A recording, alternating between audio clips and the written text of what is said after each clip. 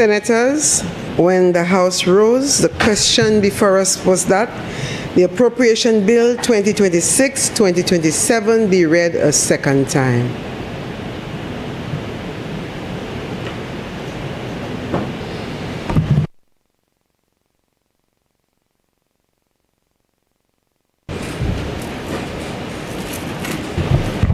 Senator Charles.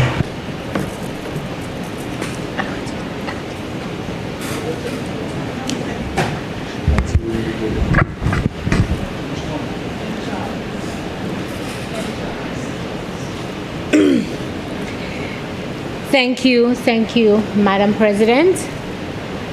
Madam President, let me start off by thanking you and the members of this Honorable House for their warm welcome. Today, I feel like I'm in the presence of family. So I am very grateful. And let me also thank the Almighty God for allowing me another opportunity to be here to represent the interest of my people and to bring the truth to light to a certain extent in this Honorable House. I also, Madam President, if you will allow me a little latitude, to recognize that tomorrow would have been the 101st birthday anniversary of Sir John George Melvin Compton, the founding father of the great United Workers' Party that I am proud to be a member of, and we've also considered him the father of the nation. So we remember him as he would have celebrated his 101st birthday. Madam President, as I rise to speak on behalf of the people of St. Lucia, especially those who do not have a voice, the people who are afraid to speak for fear of victimization, and the people who feel the squeeze to respond to this budget, the first truth I wish to clarify is that the leader of the opposition in his presentation in the lower house, he never supported the appropriation bill. Let us make that clear.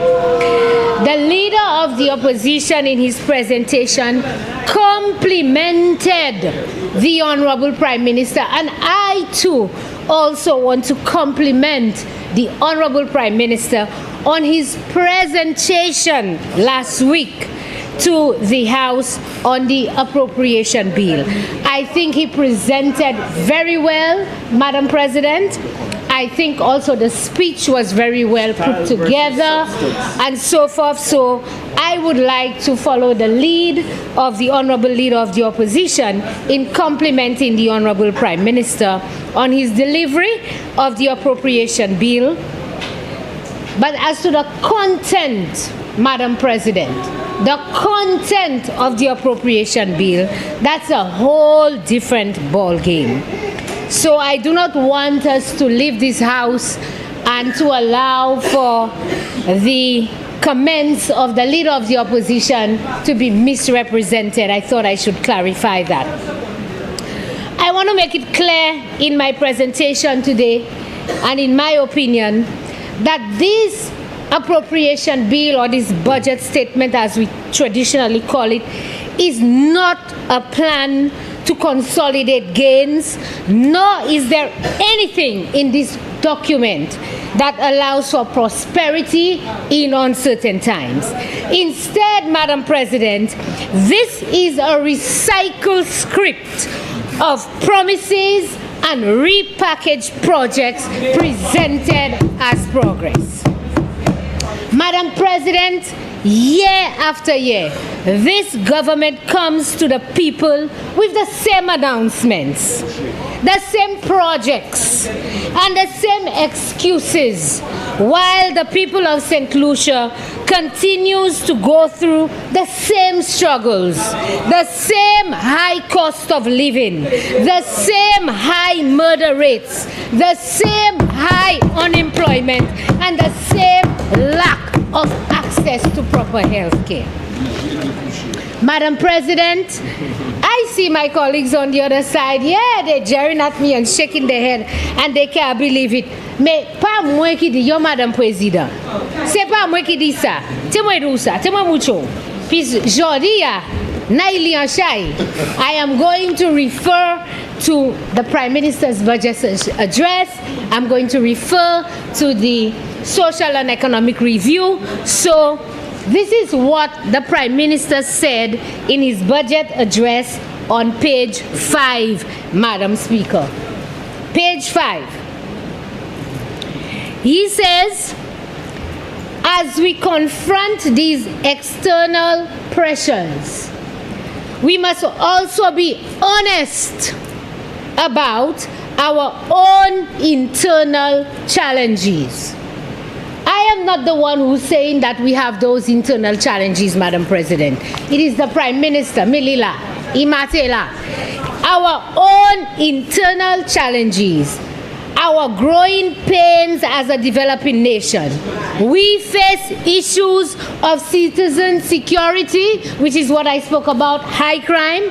We face issues of rising costs, which is what I spoke about, the high cost of living, and infrastructure demands and the urgent need to modernize key sectors. Pa mwen ki di mwen do, Madam President. These are the words of the Honorable Prime Minister. And I want to say that this is coming from a government, Madam President, who has been in office for an entire term, and they are now starting the second tenure, the second term in office, and we are still going through the same problems, the same challenges, and the same difficulties. Madam President, my presentation today will be based on the pillars that the Prime Minister spoke about in his budget address. He speaks to building on the pillars of, and let me turn to page 6. He said, Mr. Speaker, this year's budget will be built upon the pillars of consolidating our gains of economic growth, reduce unemployment, and fiscal stability. That's the first one. However, Madam President, it is interesting that the very first pillar that the Prime Minister is going to build his budget on, the pillar of consolidating economic growth, the economy did not grow, Madam Speaker. So how do you consolidate economic growth on an economy that did not grow? The economy declined by negative 0.6%, Madam President. So we can safely say that the economy declined. It is now at 0.6%. But we can say that the economy declined by 5.4%. And do you know why I'm saying that, Madam Speaker, Madam President? Because we had economic growth of 4.8% in 2024. If we move from 4.8% and we go down to negative 0.6%, it seems to suggest that we have declined by 5.4%. How do we consolidate our growth on an economy that did not grow? The second pillar, Madam President, is employment. Reduce unemployment. I don't know if I was reading the wrong thing, and I will get to it a little later, but as far as I'm aware, unemployment grew. Part of the first pillar. There were 3 points in the first pillar, economic growth, reduced unemployment, and fiscal stability. These are the three that I will be looking at, Madam President. So, unemployment grew. Unemployment was at 10-point-something% in 2024, and it has now grown to 12%. So how do we consolidate our growth unemployment when it is rising? Senator Boyer. Oh. Madam President, I stand on a point of order. What's your point of order? And the point of order is the member, Senator Nancy Charles, is speaking to the state of unemployment. And if you look at the Economic and Social Review, page 52, it is very clear that it states, based on the preliminary data, labor market conditions in 2025 were characterized by the largest labor force and the highest employment levels to date. So it cannot be reduced when it has its highest level of employment to date. Senator Charles, your response. So, Madam President, in that same social and economic review, it says that No, I'm saying, do you want to respond to Dr. Boyer? No, because I chose, this is what it says about the labor force and its explanation. I was quoting the numbers for unemployment, Madam President. And the numbers clearly shown that unemployment is currently at 12.5%. Correct. So it's the numbers that I am quoting, Madam President. Yeah, but you must. Sorry? However, she didn't say however. Say No, I'm fine. I am quoting the numbers and I am quoting what is in the Economic and Social Review. And according to the Economic and Social Review, Madam President, unemployment grew to an average of 12%. It was 10% in 2024 and it is now 12% in 2025. This is what the Economic and Social Review states. If the honorable member wishes to clarify why and what transpired in her rebuttal, and when she responds and when she speaks, she can do so. But this is my prerogative to state what the Economic and Social Review states. And the next part of the pillar, which speaks to fiscal stability, Madam President, our debt grew by over $1.2 billion.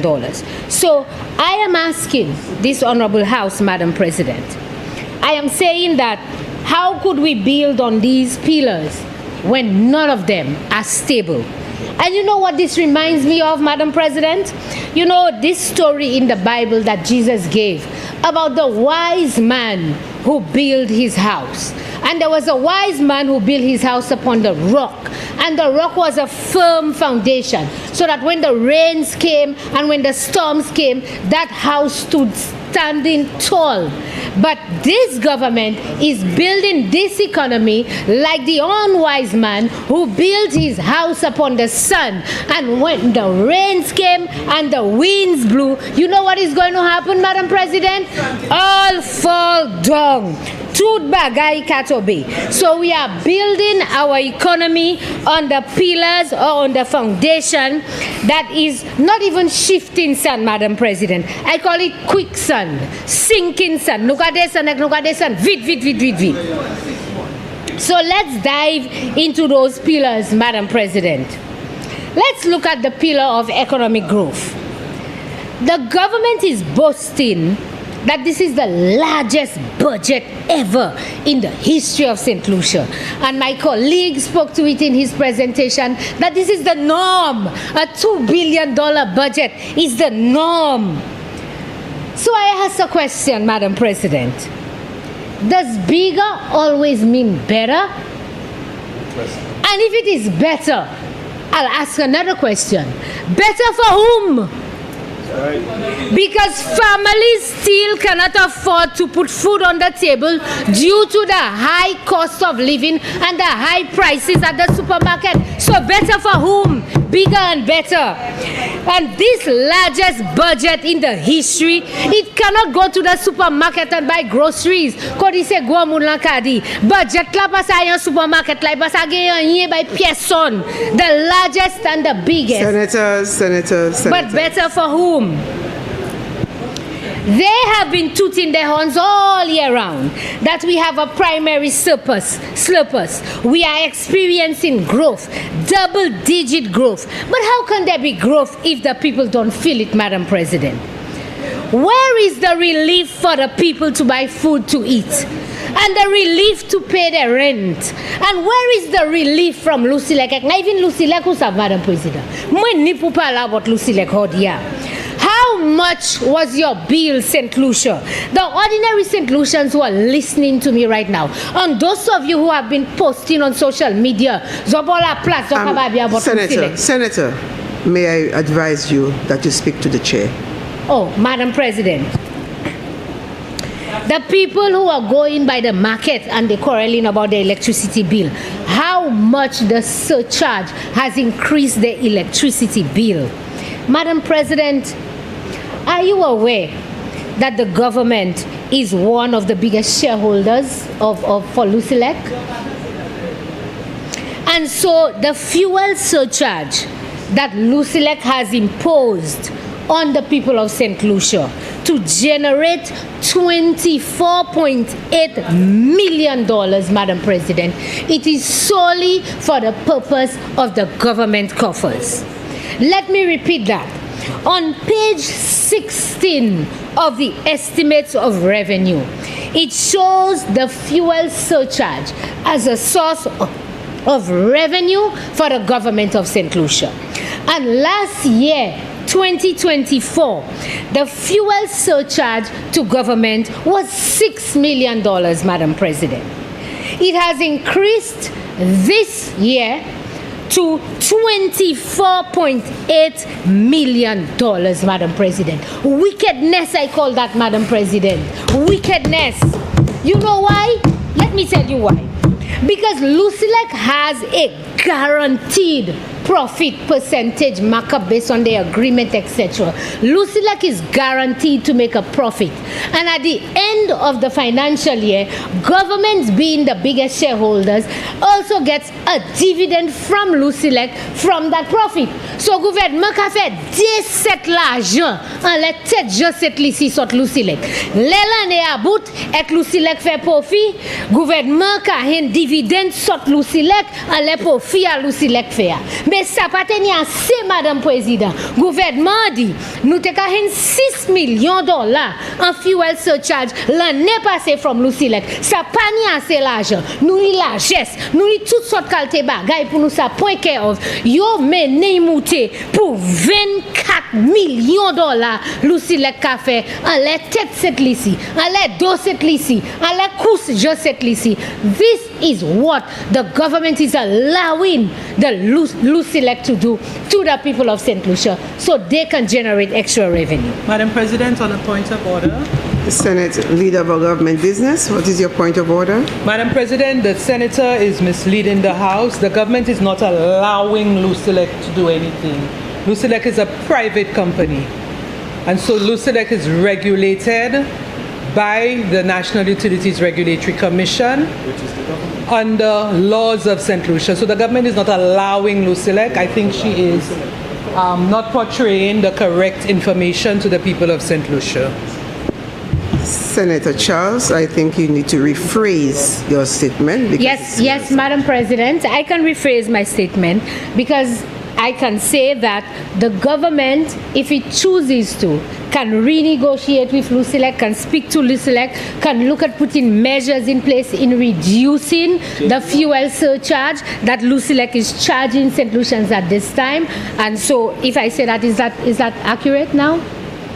Yes. So I can rephrase to say that, Madam President. But so let me say something. Are you withdrawing the previous statement? Yes, Madam President. I can withdraw the statement. You see, Madam President, the poor little pensioners that this government just gave a little increase in their pension. You know what happened? You know the old people have a saying, Madam President, I don't know if you ever heard of it. You know they say, lave la main, exuyate. You wash your hand and you go back and dirty it. The same way, this is what is happening to the poor pensioners of this country. The little pension money, tika ka dan government just buy se pensioner pour di bagay when nou kay buy zon tika ka dan les pensioners. Lucia ka vie pour tout en fuel surcharge là pour sa vie aller encore for gouvernement. Lave la main, souye ate. That is what we call this, Madam President. And Madam President, I dare say that this administration say that there's no new taxes. As far as I'm concerned, in my opinion, Madam President, allowing and not renegotiating or having discussions with Lucilec with reference to the fuel surcharge, for me, this seems to be a new tax. You are using the same phrase, allowing. Okay, so could take you out the phrase, I retract the allowing, but for the government not to sit down with Lucilec and not to say the fuel surcharge is too high. $24 million is what we are proposing to generate from the fuel surcharge. That is too much on the backs of St. Lucian. For me, Madam President, I categorize this as a tax because it is extra money that St. Lucians did not have, and extra money St. Lucians have to find to pay to ensure that they can keep the electricity and the lights running. So, Madam President, I move on to page 46 of the Social and Economic Review. And we're going to look a little bit at the price of fuel,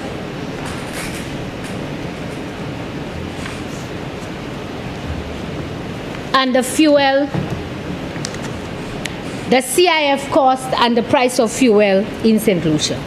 So, Madam President, on page 46 of the Social and Economic Review, it says that the CIF cost of gasoline, there's for gasoline and there's for diesel, so I'm going to deal with gasoline, which is $8.88. Now, I want St. Lucians to understand what that means. It means the landed cost of fuel, the cost of the fuel, the insurance on the fuel, and the freight on the fuel. Because this is the price, Madam President, that governments use to calculate what the price at the pump will be. So the CIF price plus all the different little revenues that has the expenses that has to go to everybody, they add it up, and that is how we come up with the price of fuel at the pump. So government is saying to us, according to the Economic and Social Review, the average, and we're speaking of averages, the average landed price of fuel for 2024 was $8.88 for gas.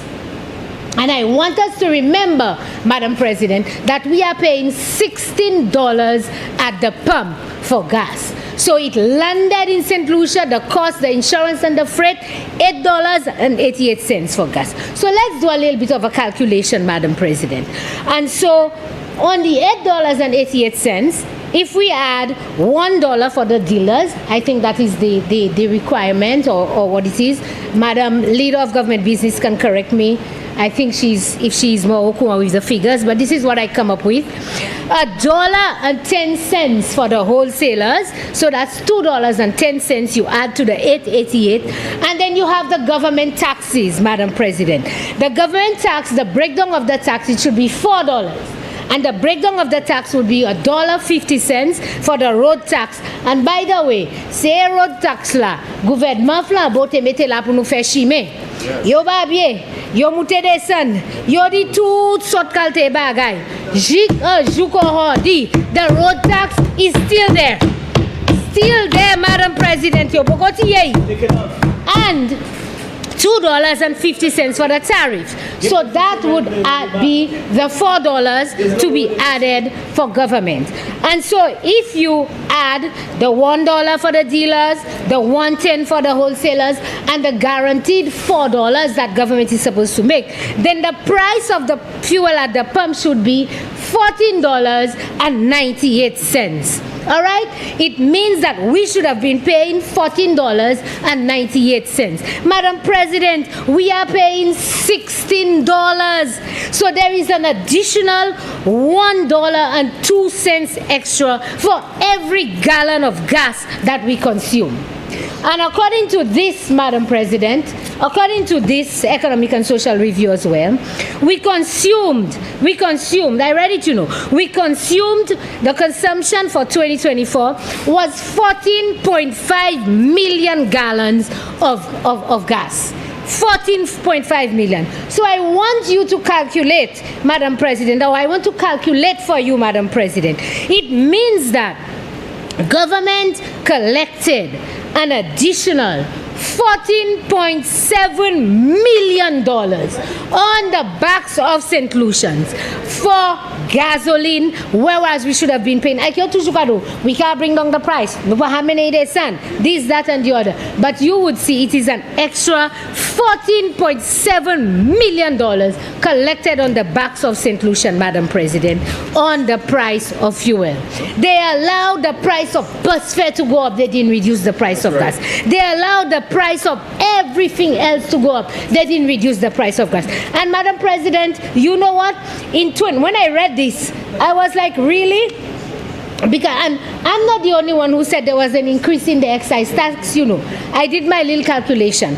But according to the Economic and Social Review, Madam President, on page 46 it says, as a result, the excise tax rate rose for both gasoline and diesel.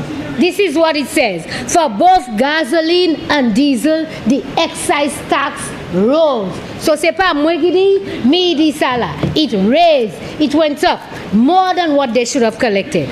That is how the government is funding this budget, Madam President, on the backs of poor, hard-working St. Lucians.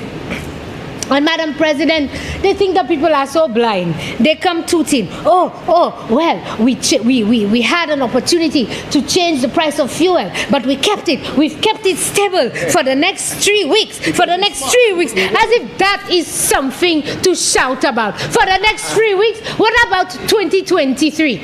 2023, Madam President, for most of 2023, we paid $16.50 for a gallon of gas at the pump. And this Economic and Social Review says that the CIF price was lower in 2023 than in 2024. So that tells you how much more money they made than 2024. L'argent, yo ka fan lete dje set li si kon, Madam President. Madam President, I can say to you, the numbers don't lie. Facts are facts, the numbers don't lie.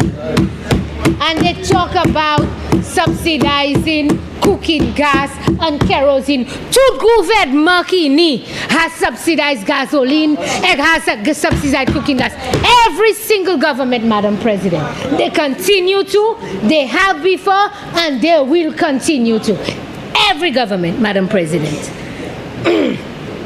So, this government is big headlines and no results. They keep shouting, no government has spent as much money as we have on crime and security in this country. You have spent more money on crime and security in this country, yet still you have been the government with the highest murder rate for the last 3 consecutive years in St. Lucia. You have spent more money, and yet still you have also seen the most increase. What is this, Madam President? Leader of government business. Madam President, on a point of order. What is your point of order? Can the Senator present the statistics that show that the crime rate has been the highest under this administration? Because this is misleading, Madam President. I would like Senator Nancy Charles to present these statistics. That's Senator, only facts we can present here. hold on. If you said what she has uttered is misleading, do you have a contra? Yes, I Did you have the?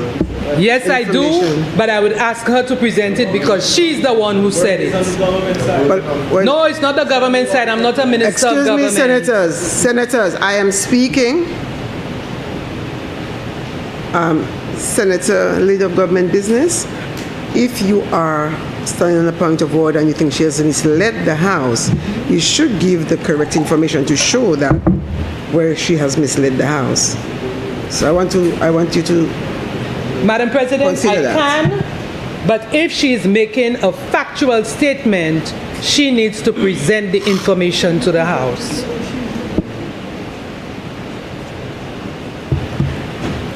Senator Charles, I will also be asking you to present your information, Senator.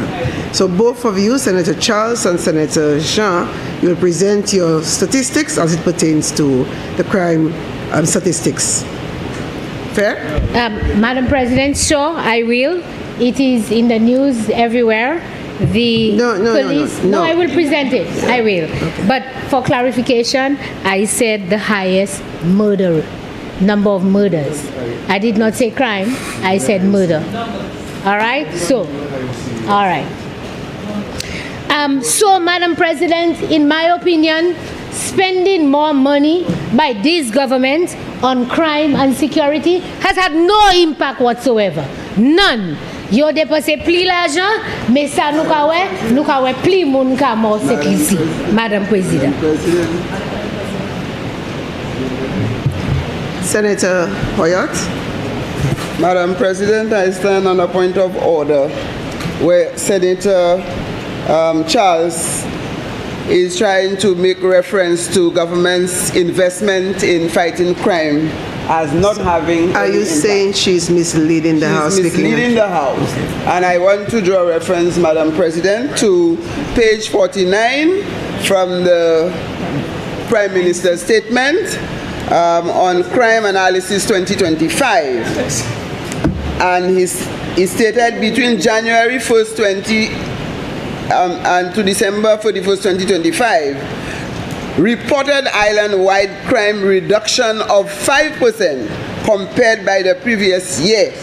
Sustained efforts in policing, community engagement, crime prevention are beginning to yield tangible results. That's the Prime Minister's opinion.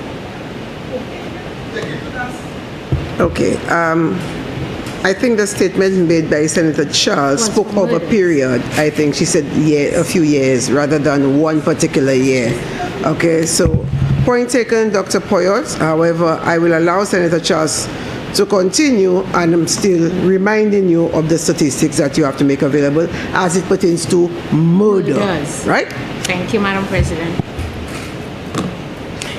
Thank you, Madam President. Madam President, I hope I'm going to be given an additional 5 minutes because of all the back and forth to make sure I can complete my presentation. You don't want me to finish? You don't want me to finish? Senator, when you engage in bantering, you're taking from your time. So I would suggest you stick to your script. Madam President, so let's continue with economic growth. So let's go to page 14 of the Economic and Social Review. And so page 14 of the Economic and Social Review, we have the table, the statistics for the ECCU macroeconomic indicators. And Madam President, like I asked in the beginning, what is the economic growth that we are consolidating? A look at this table will show that every single economy, Antigua and Barbuda, had growth of 5%. Dominica had growth of 3.1%. Grenada had growth of 4.4%. St. Kitts and Nevis had growth of 2.7%. St. Vincent and the Grenadines had growth of 3.5%. En seul moun ki pat any growth, Madam President. En seul, c'est cette lisi. And so, what is the economic growth that we are consolidating? Fancy headlines, slogans, Madam President, but no policies to follow through.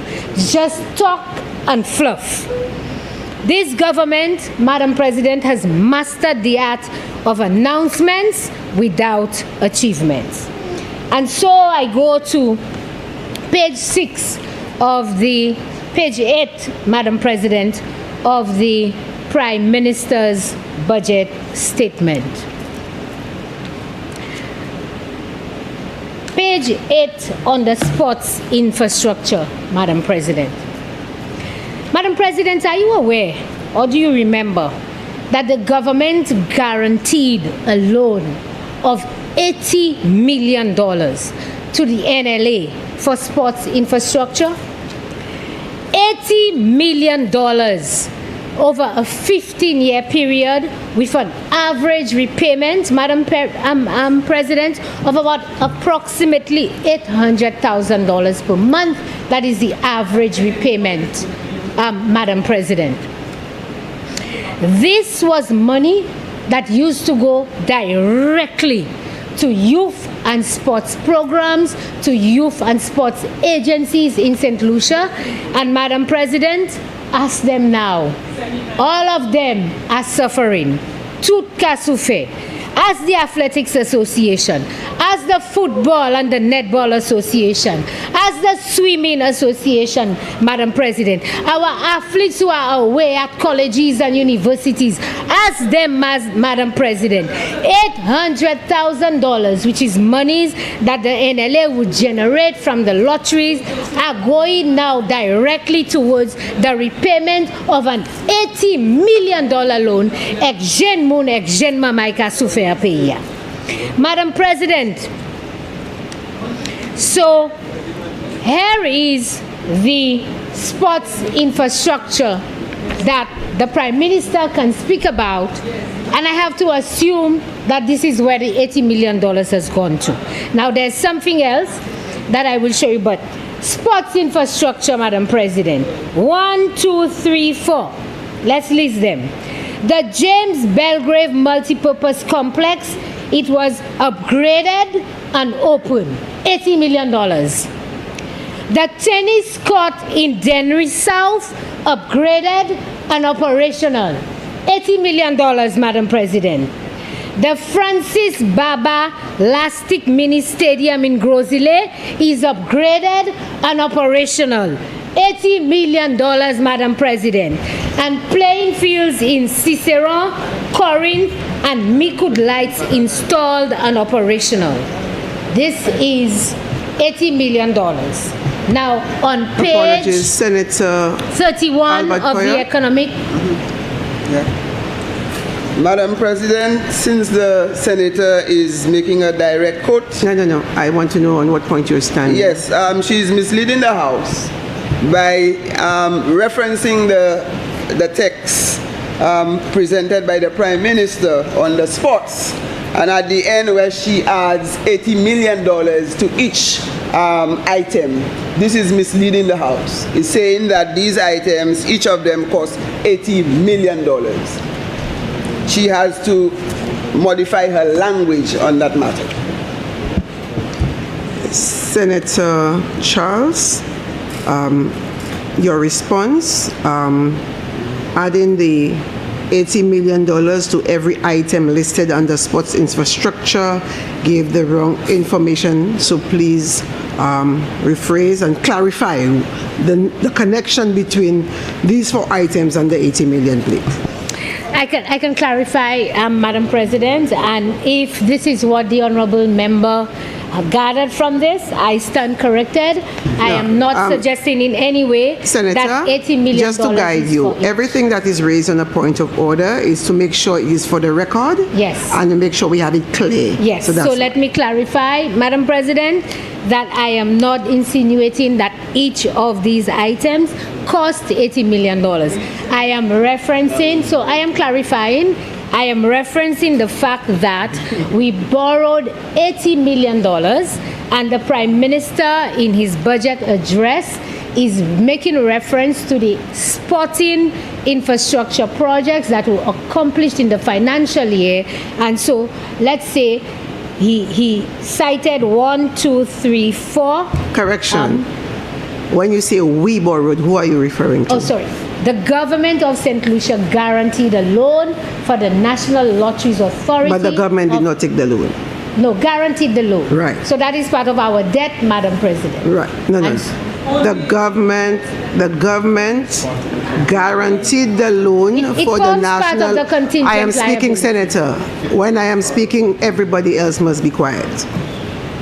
The government of St. Lucia guaranteed the loan for the National Lotteries Authority. Yes. In a case of default or refusing to pay, the government is responsible. So what is the connection that you're making when you say we borrowed and you're making a connection these four? Please clarify this. Okay.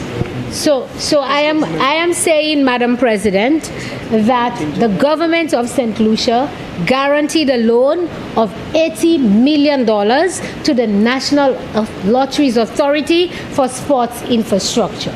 And the government in reporting, or the Prime Minister in reporting, the sports infrastructure projects that were undertaken during the last financial year, which is 2024, I am asking the question, are these, let me rephrase, Madam President, are these the projects that were undertaken for the loan that was guaranteed by the government of St. Lucia for the $80 million? All right? So, on page 31 of the Economic and Social Review, Madam President, it says here, spending on sports infrastructure by 31. Spending on sports infrastructure by the St. Lucia National Lotteries Authority increased from 40 million in 2024 to 50 million in 2025. This included rehabilitation and improvement works at Grosile Millie Stadium, which is what the Prime Minister has referenced in his address, at Masha Grounds, Mindo Phillip Park, other playing fields, and the Prime Minister referenced other playing fields in his address. And it says, in addition, the SLNA commenced work on the National Aquatic Center at Beauséjour, with spending amounts of approximately $10 million in 2025. So my question, Madam President, is $50 million in 2025 was spent by the National Lotteries Authority. It says here that $10 million was for the aquatic center. So it stands to reason that there's a balance of $40 million, and I am asking the question, $40 million for other playing facilities around the island, including Grosile Mini Stadium, Masha Grounds, Mendo Phillip Park, and other playing fields. My question, Madam President, is, are we satisfied with what we see going on around this country with reference to the rehabilitation of playing fields and so forth? Are we satisfied that we are seeing $40 million worth of projects on the ground, Madam President? Madam President. Senator, you have 5 minutes to complete your presentation, but I will allow you a few minutes more. Thank you, Madam President.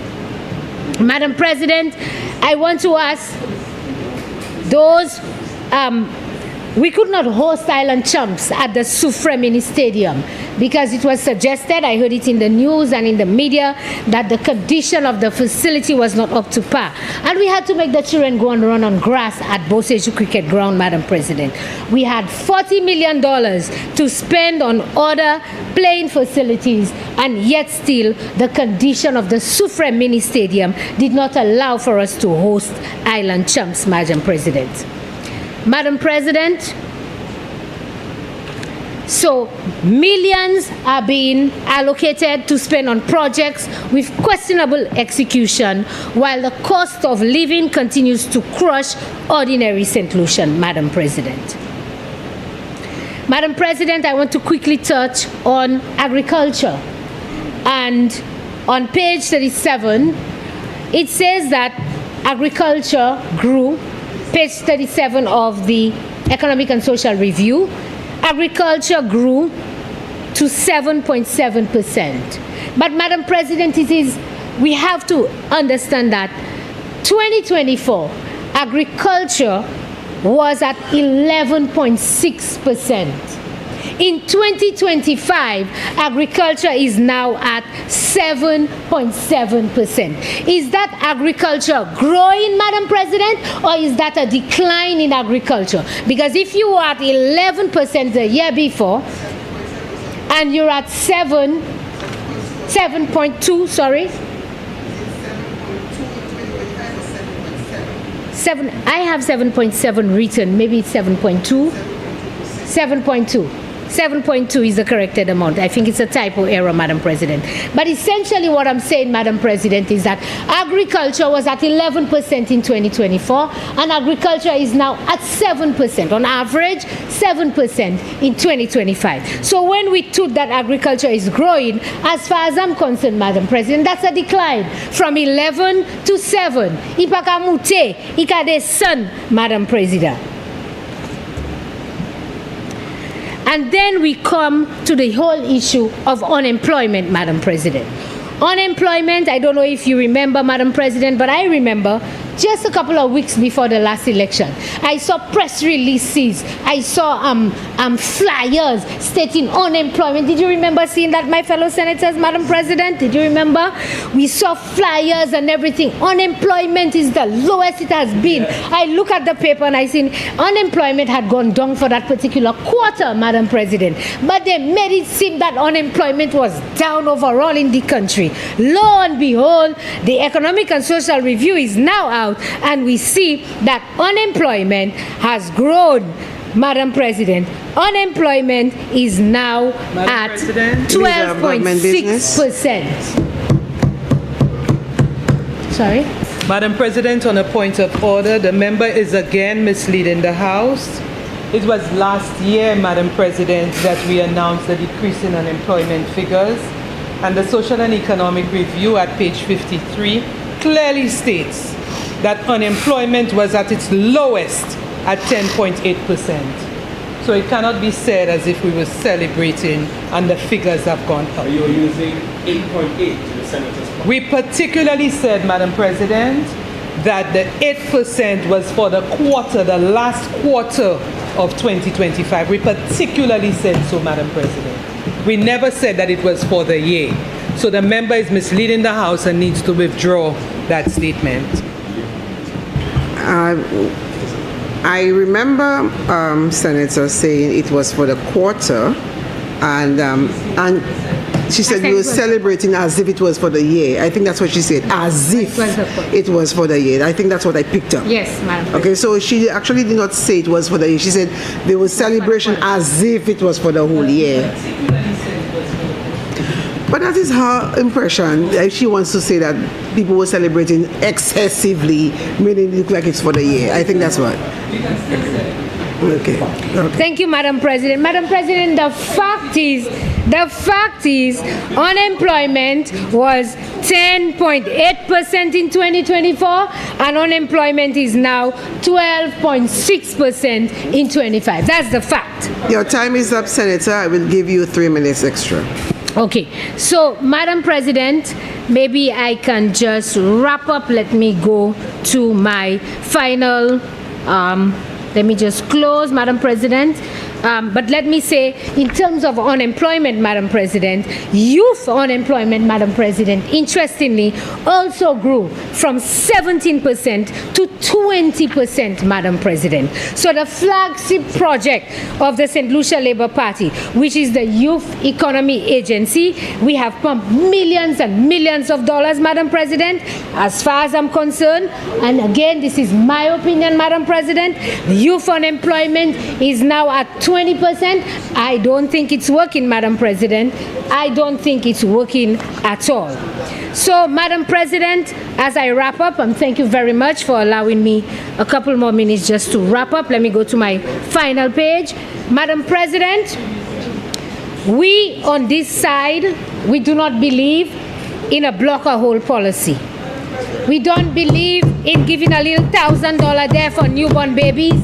And by the way, Madam President, I note that there were people online, supporters of the government, who went to lengths to ensure that there was not a connection between the $1,000 given for newborn babies and to encourage the population to make more children. But I note the Honorable Leader of Government Business spent almost 5 minutes talking about the correlation of that $1,000 and the encouragement of people to have more babies. So I think they need to get their communication right, Madam President, because the people out there are saying that's no correlation, we're just giving it, but here we're hearing the encouragement on all the facts to substantiate that we should have more. Oh, Madam President, we don't believe in that block a hole policy. We don't believe that, oh, we need the voters of the pensioners, so let's give them a little $500 there. What about the public servants? They will complain over there, so let's just give them a little extra money there. And the parents want something, so let's give them a little CXC fees for 5 subjects, because but they still have to buy the expensive books, Madam President, for 5 years. So this is what it is. $5 can block a hole. And Madam President, on this side, we believe in real development. We believe in putting money back in people's pocket. That's why we reduce the VAT from 15 to 12%. We believe in lowering the cost of living. That's why we capped fuel at $13 to ensure that bus fare did not increase and the price of food did not increase, even during COVID. We believe in supporting small businesses and farmers. Senator, that's why we gave incentives. Your time is up. To all business owners. And Madam President, until this government deliver those results, we on this side will continue to hold them accountable, and we make no apologies for that. I thank you, Madam President.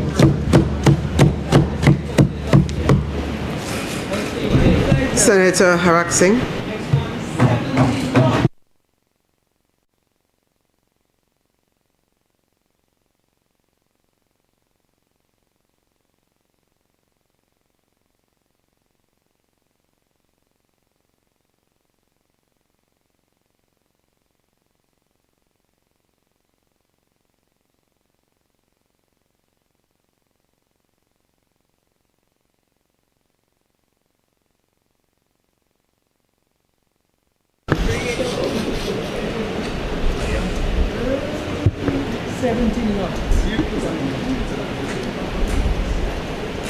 Madam President,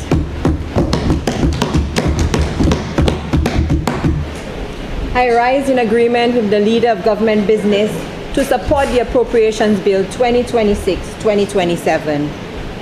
Madam President, responding to Senator Descartes, the slight 0.6% contraction is a preliminary report, and that is a fact.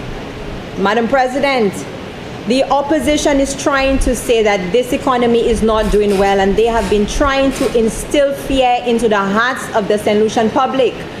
But Madam President, unemployment is at an all-time low. Compare unemployment with the United Workers' Party in 2020-2021, which was 21%, and now in 2025, which is 12%, which is practically half, Madam President. That's right. NIC payments continue to increase. Madam President, the good thing is that the people of St. Lucia, they know better. And this is why the people voted in this Labour government in an overwhelming majority of 15-2. And 4 years later, they voted back in the same government in an even greater majority of 16-1. Madam President, yes, the price of fuel has increased in the world due to the ongoing wars and geopolitical instability, just like the price of food has risen. So unfortunately, the price for electricity has gone up. However, Madam President, this Prime Minister, knowing this, has put in place measures such as increasing the subsidy on gas cylinders. Money's increased for the pensioners, and the list goes on. Madam President, the monies which are collected by government goes right back to the people of St. Lucia. Madam President, the sports facilities are being renovated throughout St. Lucia, and that seems to be a sore point for the opposition. Madam President, The people of St. Lucia, they're not blindsided by the shenanigans of the opposition. They quote numbers, and again I say they try to instill fear into the people. But Madam President, the people continue to stand resolute in their trust in this Labour government because they have seen the results, Madam President. The people have seen and felt the positive impacts of the social programs which have been brought in by this Labour government. Promises made, promises kept. Madam President, Senator Fede was talking about tourism declining and certain airlines not flying into St. Lucia anymore. But Madam President, this Labour government is still able to help the people of St. Lucia and not introduce any new taxes. $1,000 for new mothers. Madam President, do you know how much this will help some mothers who may not be able to buy diapers for their babies? Pensioners getting another $700. This Prime Minister looks out for everyone regardless of age. Madam President, the tax amnesty is for everyone. Increase in the subvention for private early childhood centers from $2,500 to $3,000. The people have seen how our Prime Minister have governed this country. Their lives and the lives of their children have been changed with the initiatives that this government has put in place. And these initiatives have been explained in detail by the members of the lower house and now us in the upper house. Madam President, this $2.1 billion appropriation bill is to assist and improve the lives of the people of St. Lucia. Madam President, a few weeks ago at the budget address, our Prime Minister, the Honorable Philip J. Pierre, explained why he would be borrowing this amount. He showed where every single penny of this $2.1 billion would be invested. And this was further explained by each government minister, who then went on to further break down how each part of this money would be spent in their respective ministries. This is because this Labour government is about transparency and accountability. And Madam President, I am here today to reiterate what my cabinet colleagues have been explaining to my people of St. Lucia, and in so doing showing how we, this Labour government, intend on helping and improving the lives of the people of St. Lucia. Madam President, transparency. We are ensuring that the people of St. Lucia know exactly how the monies are spent. Madam President, do you know that this is the first and only government to have published a quarterly debt bulletin? Madam President, the opposition tried to vilify CIP, which has helped St. Lucia's infrastructure significantly. We spent CIP funds for the Miku Jetty, for Chaussee Road rehabilitation. $11 million of the CIP funds was injected into the OKU hospital. Monies were injected into SSDF for back-to-school relief, and the list goes on. Madam President, we have, and we will continue to be transparent with everything that we do. Again, Madam President, this is because we are a government of transparency. We let the people know what monies we have, what we intend to borrow, and how we intend to use that money to help them. Madam President, the lockbox for the DSH project, where is the lockbox? Do we know what funds are in it? And do we know where the key is to that lockbox? Madam President,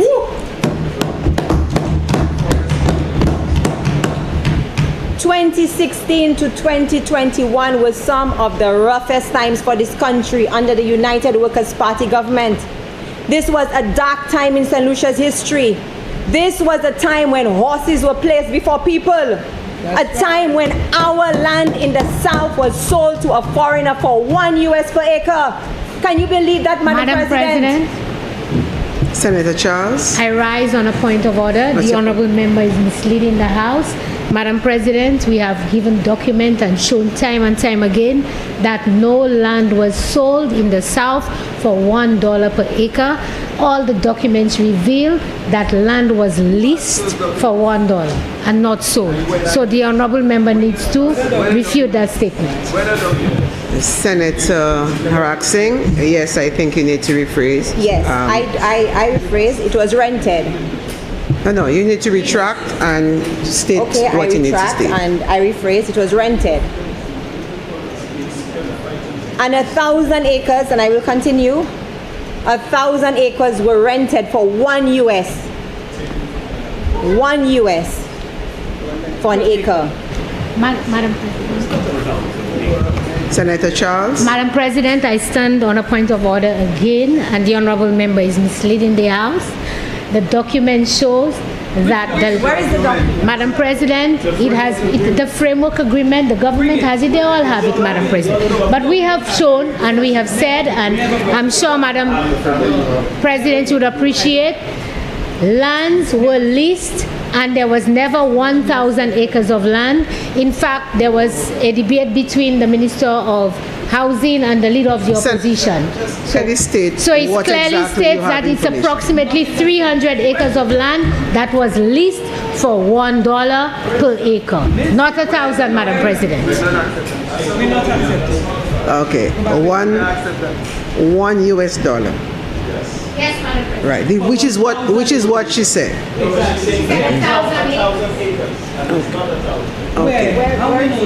Okay. Senators, again, information needs to be brought in by both sides. Since we are arguing, both sides will be bringing in the information. Okay?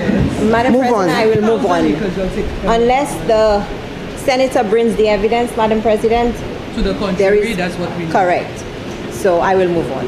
Now, senators, I wish to say it's not because somebody may not bring in the information that we have to go on. We ought to be a house of truth, the Senate. So hence the reason why I'm asking both individuals, both parties, to bring in the documents to reveal the truth. Okay? So I will not allow information to go on record unless there's proof of what is being said. Okay? Move on. Continue. Madam President, this was a time when the health of our people was not prioritized at all. No work was started on St. Jude Hospital until about the third year of their term. Madam President, not $1 was given to the opposition members of the Labour Party during 2016 to 2021 to help with their constituents. Madam President, I may not be the MP for Miku South, but I can tell you that no one will stop me from being there with my people of Miku South, the land that gave me birth. I will continue to celebrate with them. I will continue to laugh with them and cry with them, and will continue to advocate for them to thrive. Madam President, the people suffered under that administration. And this is why in July of 2021, the people spoke out unanimously, making their voices heard at the polls, where there was an overwhelming vote of no confidence to the United Workers' Party administration in a landslide defeat of 15-2. No doubt. The people recognize that if this administration were to continue leading St. Lucia, that we would be in serious, serious trouble, because we were already in serious trouble. And this is why the defeat was so great. This Labour government won out of 17. This Labour government, under the leadership of the Honourable Philip J. Pierre, came in and immediately instituted a number of initiatives to help the people of St. Lucia. We had 4 CXCs paid for. Pensions increased significantly. The youth economy was born. Tax amnesty was instituted. CMOS farmers were empowered. 1 laptop per child across all secondary schools, and the list goes on. Madam President, these initiatives were brought about because the Prime Minister loves and cares for the people of St. Lucia. Madam President, it is as simple as this. It is the love for the people and putting them first. And I can tell you, Madam President, that as a cabinet member, when we sit in cabinet on a Monday morning, that our Prime Minister always starts cabinet with the people and ends with the people. He always reminds us that we are here to work for the people. And being in government is all about the people. So, Madam President, when you have a 2026-2027 budget of $2.1 billion, from the evidence which we have witnessed over the last 4 years, this money is for the people. Madam President, when families were struggling to afford basic necessities, This Labour government made 70 items zero rated in order to help the vulnerable. Let's not forget that. When young people questioned whether they would have better opportunities than their parents, we heard their cries and brought in the 1 graduate per household. And like I said, 4 CXCs being paid and now 5 CXCs to be paid by this government. Madam President, this government will deepen its partnership with the CARE program, Center of Adolescent Renewal and Education. We will improve our TVET standards. This government is also serious about improving the quality of housing. The HOPE program, this has helped hundreds of persons throughout direct socio-economic interventions. Madam President, putting people first means rethinking priorities. It means recognizing that economic growth is not meaningful unless it improves real lives. Madam President, the opposition over the last few weeks have been trying to instill fear inside the hearts of the St. Lucian public, talking about rising debt to GDP. But Madam President, we have shown that the economy is booming and that we are able to pay our bills while helping the people of St. Lucia. A people-first government ensures access to quality health care, not as a privilege but as a right. And this is why we are bringing universal health coverage for all. This is not just for one set of persons, but for every individual. And Madam President, this is something which brings real joy to my heart as a medical doctor. This government has made many of our cancer screening tests free of charge. Pap smears for the women for cervical cancer, PSA tests for the men for prostate cancer, and now colonoscopy, which both checks for bowel cancer and also helps to remove some of the growths which lead to it. All of them are free. 1 free ultrasound per trimester for pregnant women. And now the one that everyone is talking about, the payment of $1,000 for the mother of every newborn baby. Madam President, what more can we ask for? Madam President, this government made it a priority to open St. Jude Hospital, and we are currently in the process of commissioning the hospital. Madam President, as a medical doctor and as a St. Lucian who lives in the South, we have needed this hospital for a very long time, and we say thank you to this government, to this Labour government, for hearing our cries and understanding our needs. They made this hospital a priority and delivered on their promise once again. That's right. At the OKU hospital, plans for the 5th wing have been finalized. Bed capacity is also being addressed and expanded. Mental health care is being strengthened, and the list goes on. Madam President, a banana a day is being encouraged in our schools, and we are making nutrition and sports a priority for the people of St. Lucia. A healthy nation, we know, is indeed a wealthy nation. Madam President, this government is about caring for the nation and ensuring the longevity of its citizens. This government is building education systems that empower every child, not just the fortunate few.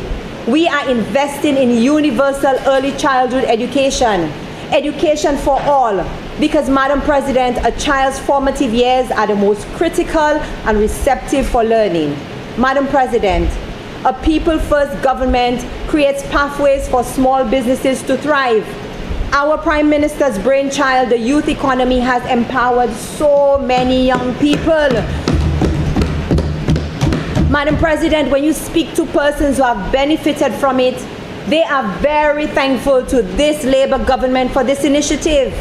And we see how other Caribbean islands are now doing similar programs, thanks to our Commander-in-Chief. And we will be investing more monies into the youth economy. Putting people first is about respect. It is about listening, truly listening to the concerns, the struggles, and the aspirations of everyday people. It means making decisions not based solely on data and reports, but on lived experiences. Like I always say, Madam President, he who feels it knows. Again, Madam President, as a medical doctor, when I would hear the social issues experienced by my patients, the social initiatives implemented by this Labour government could not have come sooner. Madam President, in this uncertain geopolitical climate, This government has subsidized the cost of gas prices. Madam President, the subsidy on LPG 20 and 22 pounds of cooking gas has actually increased up to $39. Madam President, if this subsidy was not present, the average St. Lucian would have paid up to $77 for cooking gas. This shows that our government is indeed putting people first. Transparency, integrity, and honesty is what this Labour government is about. We have seen time and time again that when governments prioritize people, societies thrive, innovation grows, communities become stronger, trust is restored, and perhaps most importantly, hope returns. It drives individuals to work, to create, to build, and to believe in something better. A government that puts people first doesn't just manage a country, it inspires it. And we have seen how the different constituencies have flourished since this Labour government has been at the helm of this ship. Fishing complexes completed, fire stations completed, tennis courts, multi-purpose courts, playing fields upgraded, and the list goes on. Putting people first is a commitment, a responsibility, a standard that has guided every decision, every policy, and every action. This Labour government has genuinely served the many rather than the few, and we will continue to create a future that is not only fairer, but one that is stronger. A future where opportunity is not limited by circumstance, where dignity is not conditional, and where every person knows that they matter. And Madam President, every single initiative in all our budgets, including this one, speaks to that. We are there for the middle class, the poor, the wealthy, the marginalized. We are an inclusive government, a government for everyone in order to improve the lives of all citizens. Madam President, funding will be allocated to the Department of Equity to provide relief and support to the elderly homes such as the Marion Home, St. Lucy's Home, etc. Madam President, a government that puts people first is not just good governance, it is justice. Madam President, the people placed their trust in this Labour government back in 2021 because of the dismal job done by the opposition. It was a landslide defeat of 15-2. This Labour government proved themselves over the last 4 years, and the defeat to the opposition was even worse at 16-1 in 2025. Why is that? This is because the people of St. Lucia have faith in the good management of the affairs of this country by this Labour government. So once again, Madam President, I wholeheartedly give my tacit endorsement to this Appropriations Bill 2026-2027. I thank you.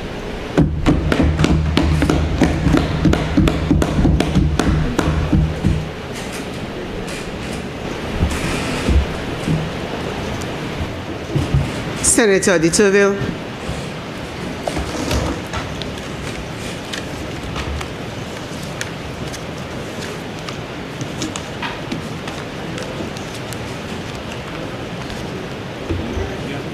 Yes.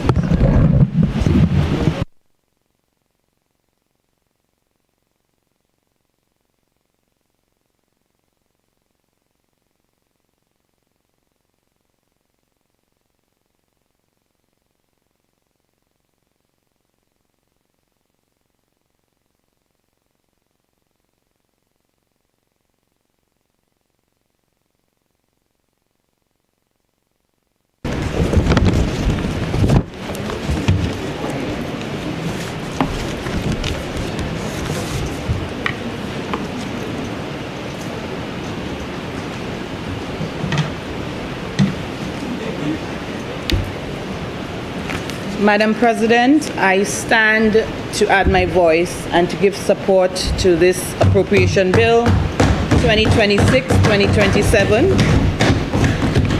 But before I dive any further, Madam President, I would like to take a moment, as our senator on the other side did, to acknowledge the passing of Mr. Dylan Pitkin, who I consider a national icon and was recently awarded in our 2020 26th Independence celebration, last month it was. And to say to his family, especially his wife and daughters which I know very, very well. Actually, before I came into the house, I had an opportunity to speak to one of them this morning.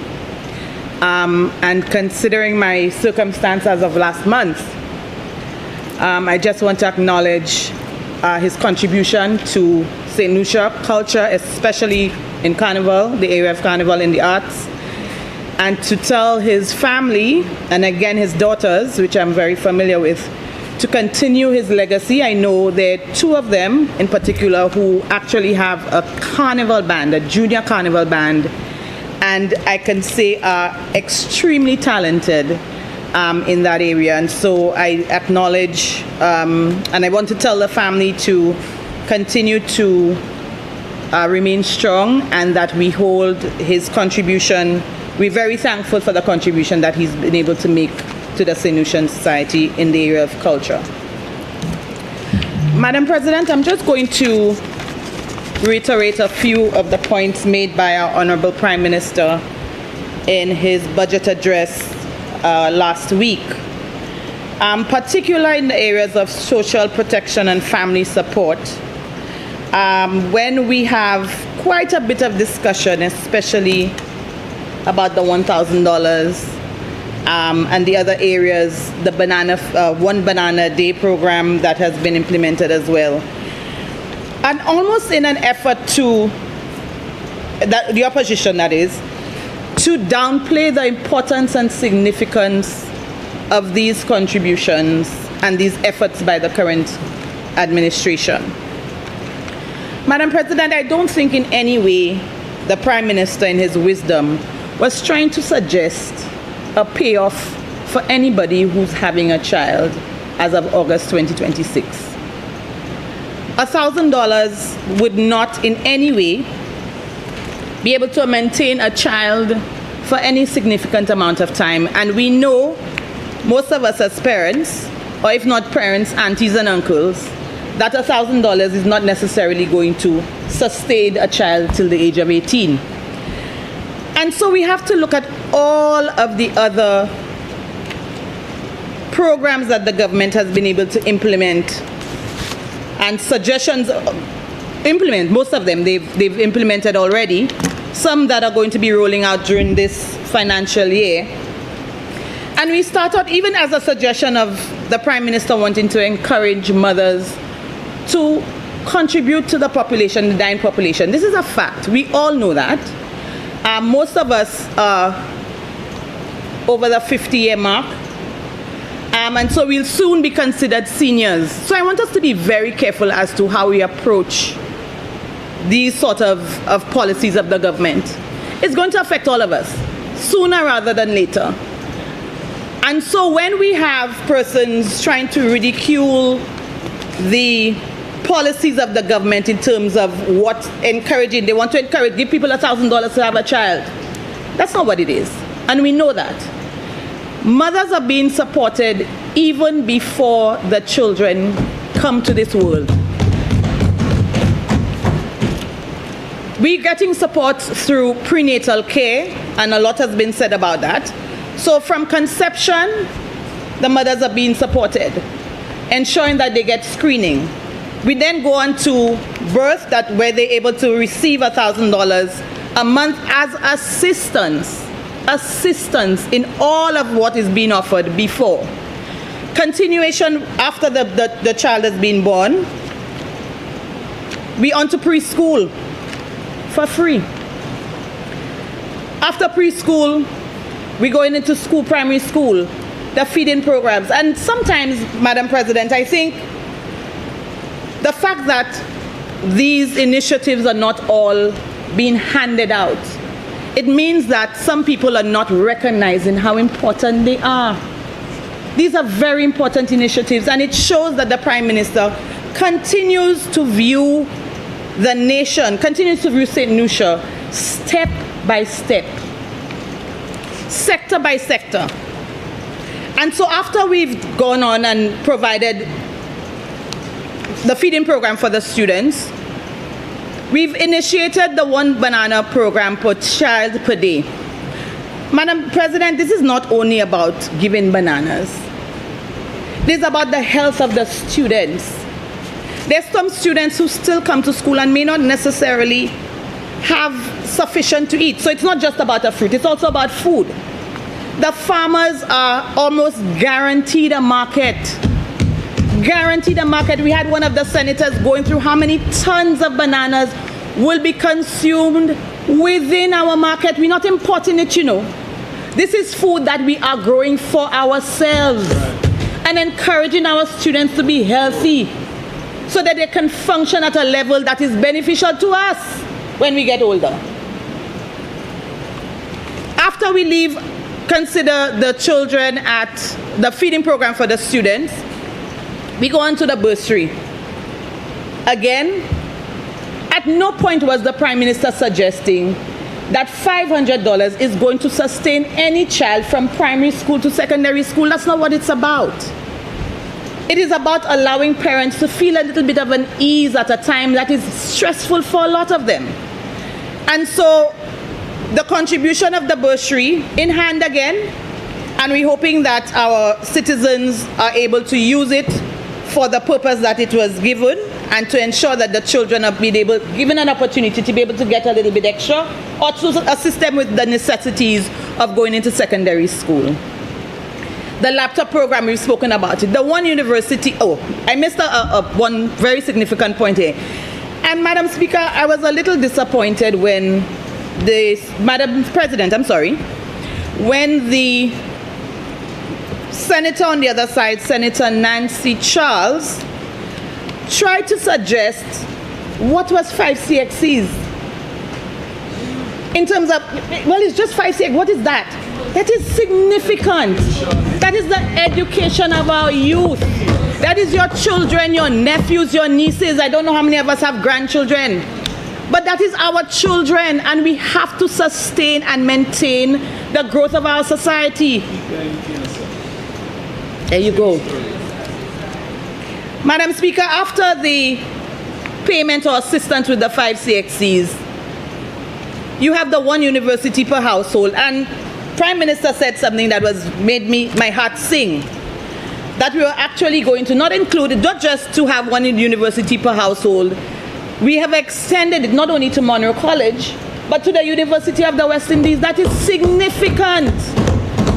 That is significant. And if that doesn't show forward thinking, then I don't know what does.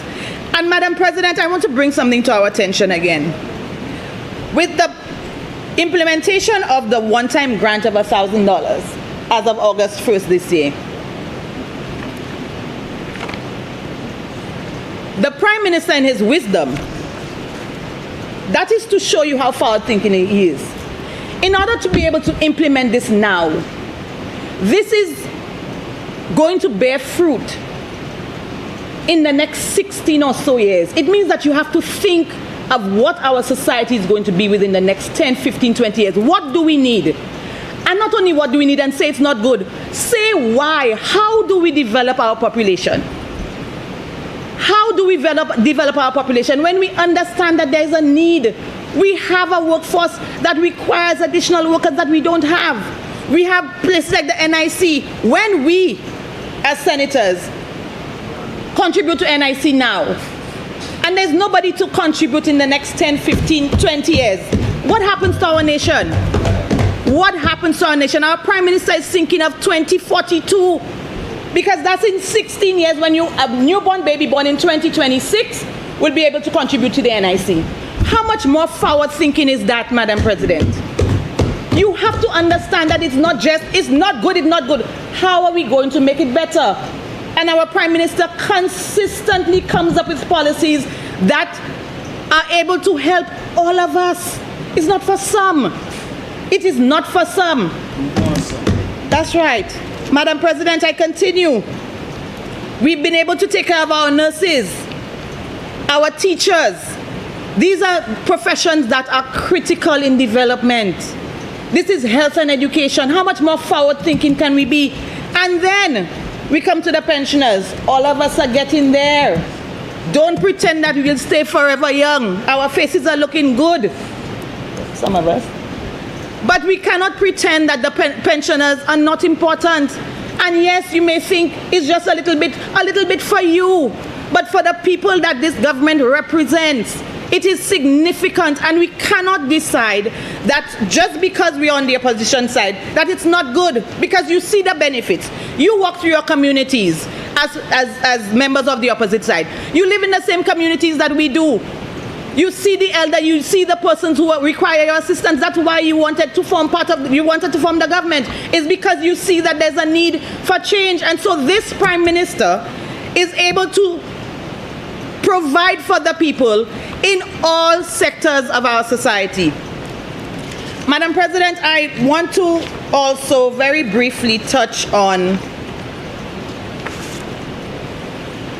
targeted support for vulnerable groups in our community, in our society. I don't think there was much of a discussion in the Senate, in the upper house today about it. Madam President, I want us to understand that no society can operate like a business.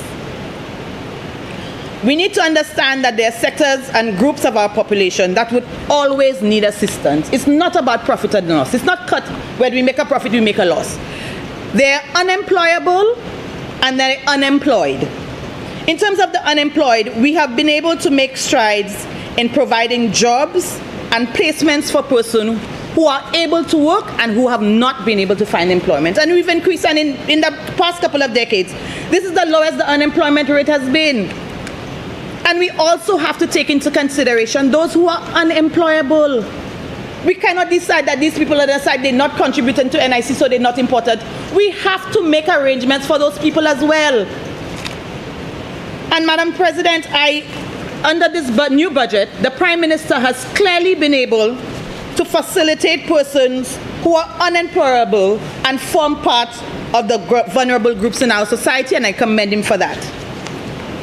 Madam President, before I move on, I just want to touch a little bit about a point that Senator Imbert Charles made with regards to our culture. And this is something that is very near and dear to my heart.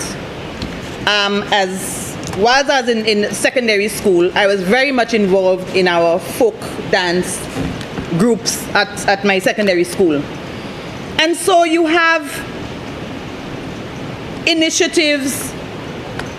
I'll give a short story. There was a couple of weeks ago, my 7-year-old daughter at the time came to me to ask me for fabric. Mommy, I need some fabric. And I said, fabric for what? She said, I have to make a masquerade costume. I was so pleased. I said, masquerade? What is masquerade? She says, Mommy, don't you know our tradition and our culture? A 7-year-old. A 7-year-old. That is what we need to instill in our youth. And if we don't explain to them what the culture means, it will die. We will die. We cannot afford to let those things go through as if, well, it don't matter. And we have to commend persons or groups like the CDF who continue to push cultural programs and allow students to be able to have workshops on different things that are all culture. And Senator Charles, I commend you for making that point, bringing it up to our attention this afternoon. And so another point was made about, the public service, and sometimes all of these groups are being formed to perform the duties of the public service. But, Madam President, one thing that is constant is change. And we are resistant to change. It is hard. The public service, the private sector, change is difficult, but we need it. But we have to also recognize that within that space of us trying to change, life is lifing, like the young people say. We cannot pause because we have to try and figure out how to change. We have to put things in place that would allow us to change the structures. However, to continue to function as a society, it doesn't stop there because we're trying to change the culture. It doesn't stop because we're trying to push the public service to understand their role in national building. We have to continue to be able to function. And sometimes these additional groups, statutory bodies, are required, they are necessary, because they allow for continuity in our progress. Madam President, I apologize. On this note, I just want to say that, again, I support this budget address delivered earlier last week by our Honorable Prime Minister under the theme, Consolidating Our Gains,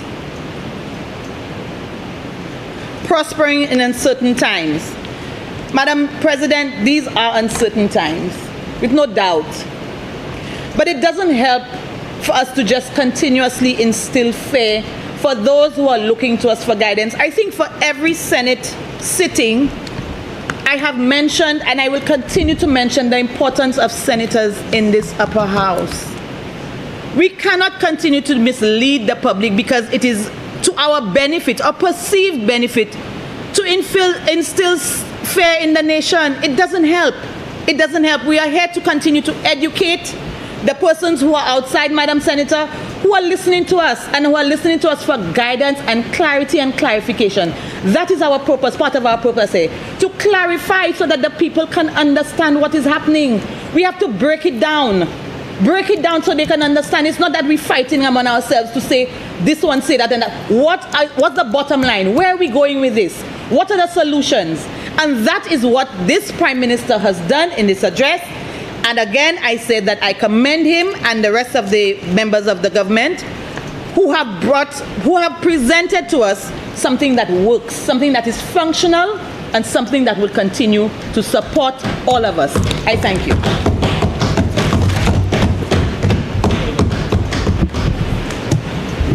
Senator Albert Poyat.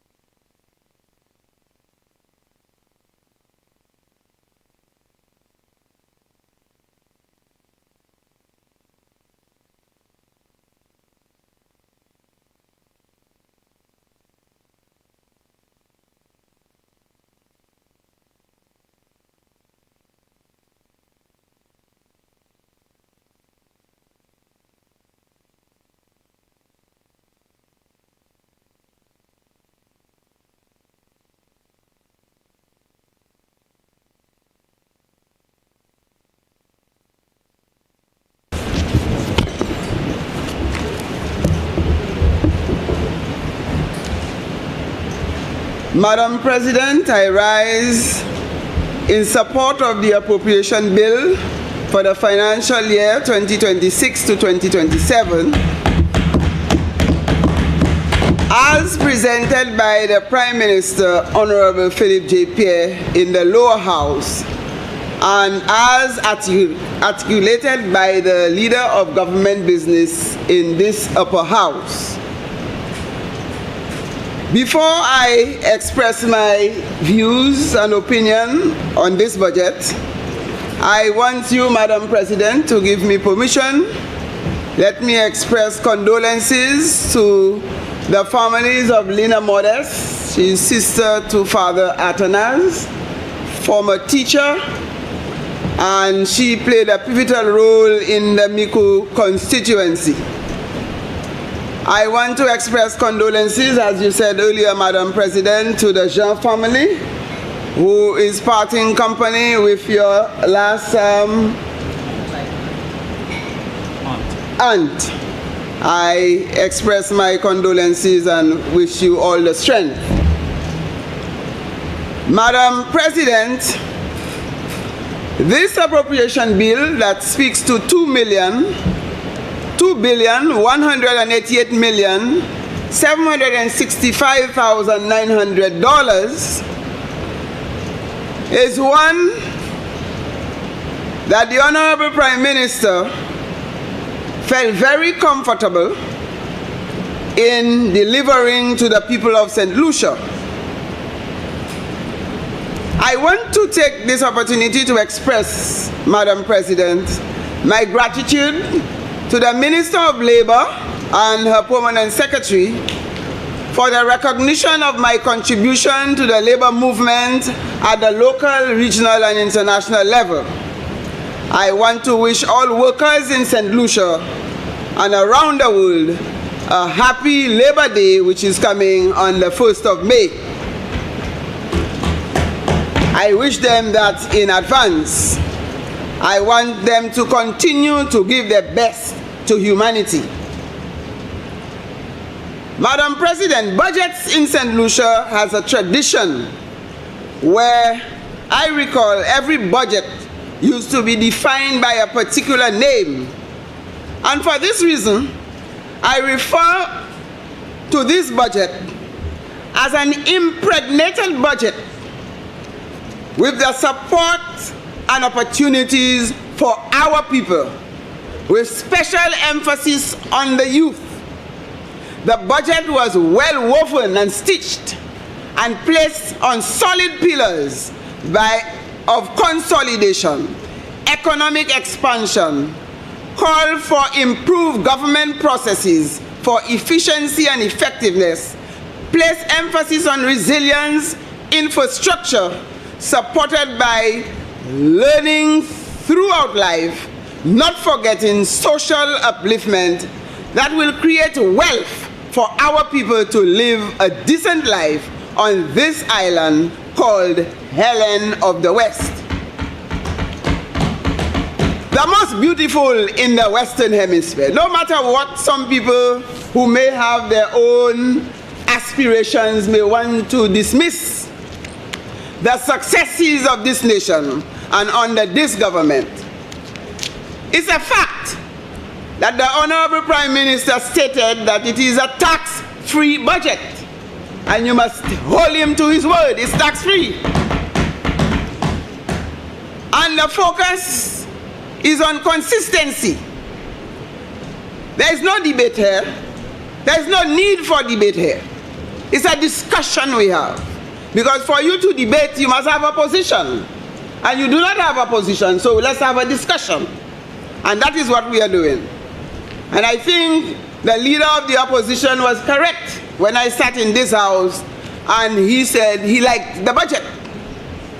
So at the end of the day, I find it strange that some people in this house disagree when all of them belong to the same group. I don't know what meeting or what collaboration brought it about. But I see he saw wisdom in the lower house. And I've always said, Madam President, that many questions that are asked in the upper house, the questions should have started in the lower house. And if there were no questions in the lower house, then there is no need for question in the upper house. I like the Prime Minister's budget presentation, Madam President, because the book, the layout of the book is very simple, it's very reader-friendly, and it attracts you to the book because you see the headings and there are areas that attracts your interest and you move to that very quickly. Madam President, this appropriation bill speaks to upholding honesty and protecting the most vulnerable. This budget has something for everybody. You can check the booklet.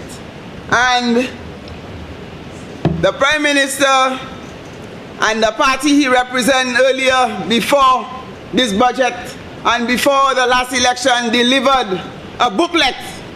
And for those who say they don't know, this is also impregnated with promises made and promises kept. So there is no need to go and read it all over again and so on, because that's exactly the Prime Minister and his team, they are very consistent. Madam President, I want to stress that this budget is visionary. It calls for networking among ministries. It calls for mainstreaming of key sector areas, for collaboration, for communication, for capacity building, and to ensure we have people empowerment. Madam President, that budget la Premier Ministre mette a dit de kais konsit la. C'est yon budget qui n'y en bagay pour toute cette lycée. tout le monde qui joue un petit morceau, en payant ça là, Premier ministre n'a présenté comme budget. Et personne pas qu'à y rester dehors, tout le monde qui joue ça qui vient pour eux. Là, nous comprenons qu'il faut peut-être que vous avez pas joué assez, mais le Premier ministre a fait provision pour tout le monde jouer dans le bagage. Madam President, when we look at the public service is the engine for the government. And public service means service to the public, which is dedicated, it has to be efficient, effective, and will cause the people to put on a smile, because we are putting the people first, so we must make them smile when they come for public service. We are looking at a public service that is going digital, and we are looking at ease of doing business. And people can sit at their homes and do access government services without having to take a transport and a long line for them to get the services. That is a big improvement for St. Lucians. And this service will be, about 100 services will be provided over DigiGov. We have done it for the transport. We are doing it for the land registry. We have done it for the registry dealing with birth and death certificates. We are making life easier for St. Lucians. The public service has also developed a strategic plan. And I have heard my members from the opposite always talk about where is the plan, we don't know what they're doing and so on. We have plans for everything the government is doing. The Prime Minister don't just get up one morning and say, let's do this. He plans it with the men and women he has working with him. And that is why he documented promises made and promises kept. We have the education sector plan. It's not something that will come from the sky. You know? Then, in the public service, we have a service over 40 years. People who have standard 6 exam and so on, these things don't exist again. So they are going to reclassify the public service and equate the people's payments to their qualification and their experience and certification. That is already contracted. A consultant is already working on that for them. Madam President, they are establishing a training institute for public officers. You must learn how to service the public. You don't service them anyhow. Madam President, they are looking at new premises to operate because we want our workers to work in good environment. And we had negotiations. Some people talk about government borrowing and the money for gas and where it's going. The monies are going in the people's pockets and on their bank account. You cannot access that money, that belongs to them. Okay? So that is what government is doing with the money that they collect. They are giving it back to the people, especially those who are most in need and vulnerable. The public officers are happy that when month on, they don't have to think twice. Their salaries are already deposited on their bank account. Madam President, we look at the issue of labor. We cannot have a labor government. A government that calls itself labor came from a party, the Labour Party, the George F.L. Charles Party, that fought for the rights of workers and will not do things to enhance the lives of working people. And it is for this reason, Madam President, that this week we are observing Labour Day. Yesterday, they had the launching of Labour Week of activities. On Sunday, yes, they invited everybody. And then we have the week of activities. Tomorrow, they will be launching the tripartite committee. And the tripartite committee is where the government, the employer, and the trade unions come together. So they discuss, they influence government policies, and it minimizes all the disruption and the quarreling. You give them a say in policy development. Madam President, The preliminary data, as I indicated earlier, did mention that the labor force was at its highest employment levels to date. Higher overall youth unemployment rate in 2025 compared to 2024. The unemployment rate for the young people are going down. It means they are employed. We had the ratification of the ILO convention. There are 10 fundamental ILO conventions, and St. Lucia was successful to be the second country in the Caribbean that would have ratified the 10 ILO conventions.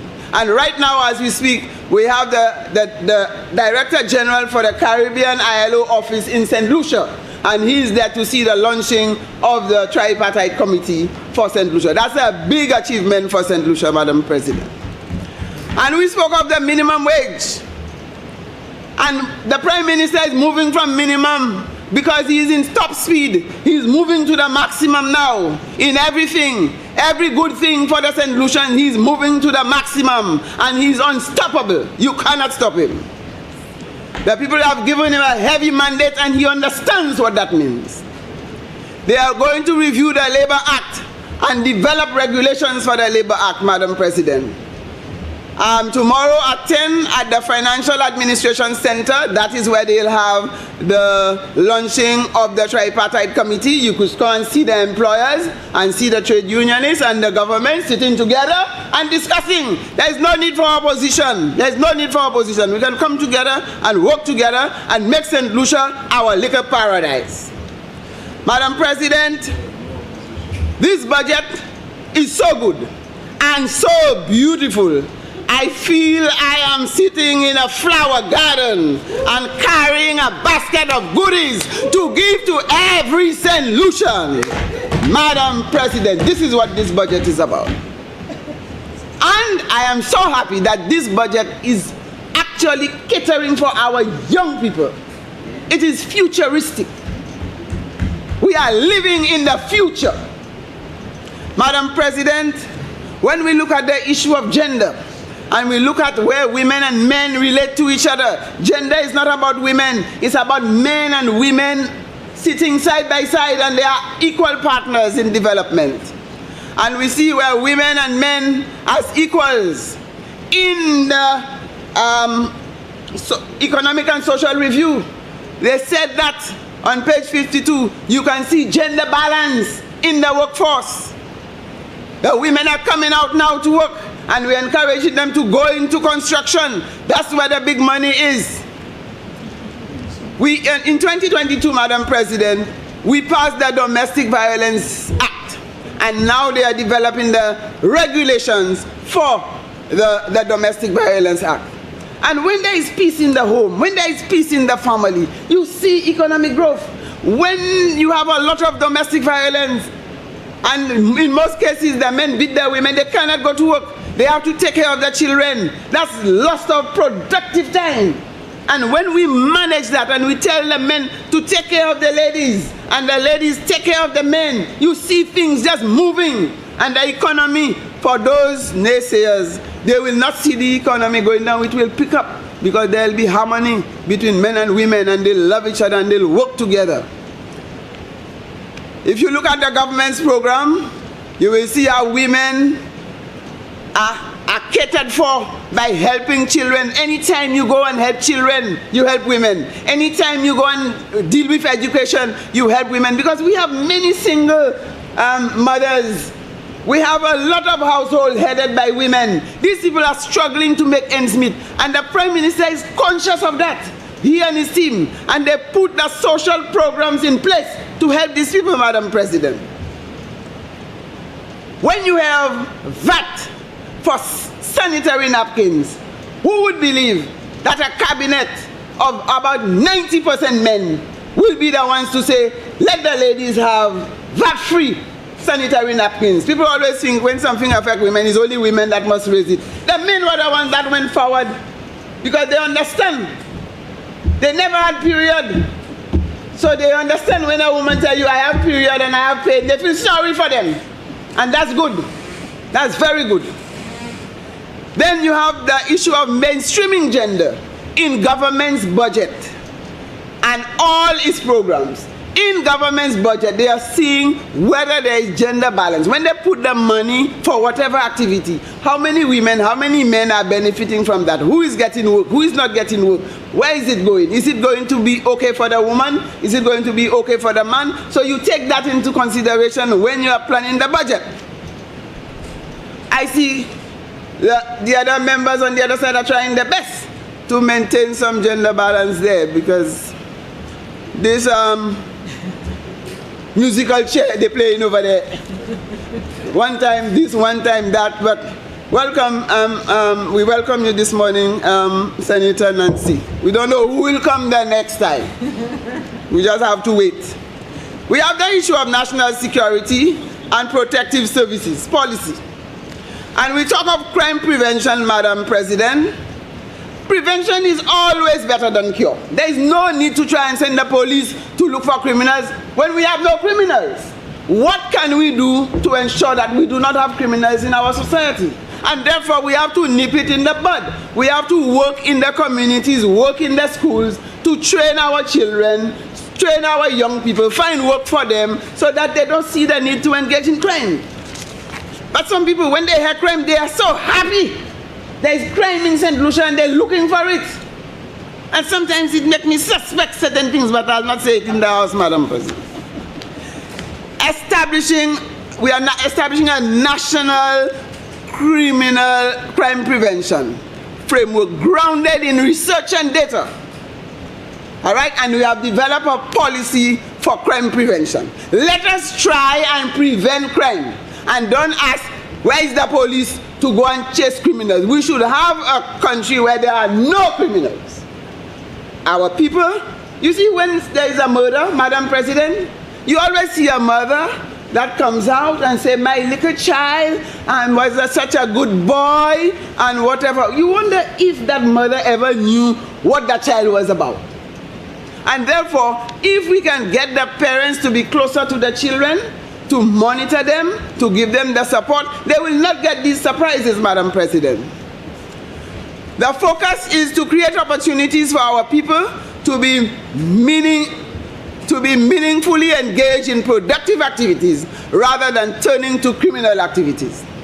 And therefore, we have a struggle to look at the cure, because if we look at prevention, I think it's a lot cheaper than if we look at the cure.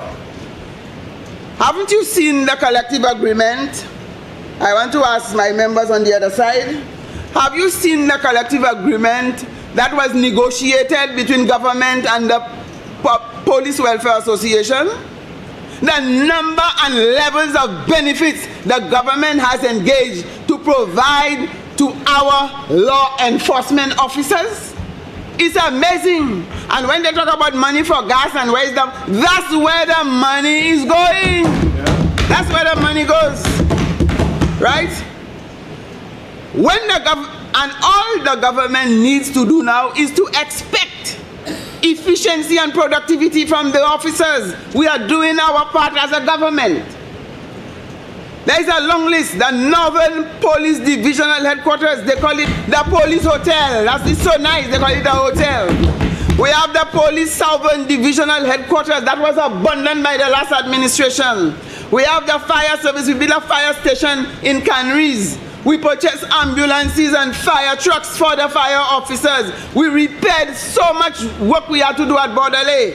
We set benchmark qualification for the protective services. And then if somebody murders somebody, you say it's the Prime Minister that caused that. I will not stand by that.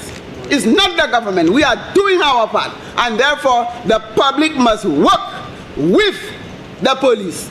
Work with the police so that you don't know who will be next. All of us are at risk. And therefore, we must not celebrate when we hear of crime in our own country. We cannot celebrate that. It's unacceptable. Madam President, we are investing in the future. We are investing in the future. And when we talk of education and human development, we are taking the child from the womb to the grave. Before it was from the cradle to the grave, now it is from the womb to the grave. And that's why the Prime Minister is already giving $1,000 up and say thumbs up. And he's giving all kind of support for the women while they are pregnant, because that little child is innocent, don't even know what's going on. And therefore we have to start taking care of the child from the mother's womb. All right? So the Economic and Social Review on page 92 speaks to what is happening in the education sector. Education which is equitable and affordable, that's what we do. Quality education for all. And now we can even add the word high. A few years ago, because some of those who are enjoying it now didn't know that's how it was, we just had education for all.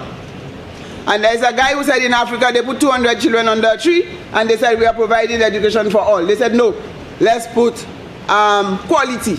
So they had to begin to look at classroom size and quality of teaching and whether the teacher is trained, whether the children have the equipment. So they add quality education for all. And now we want high quality, not just any quality, high quality education for all our children. And no one is left behind.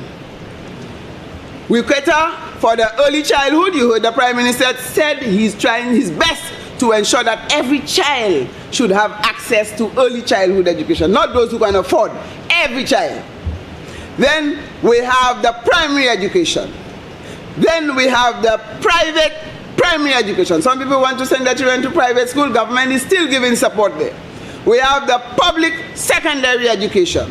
We have the tertiary education. You know about the university graduate. Those of us who are sitting here with our degrees, we don't know what temperature it is, but he has a degree, right?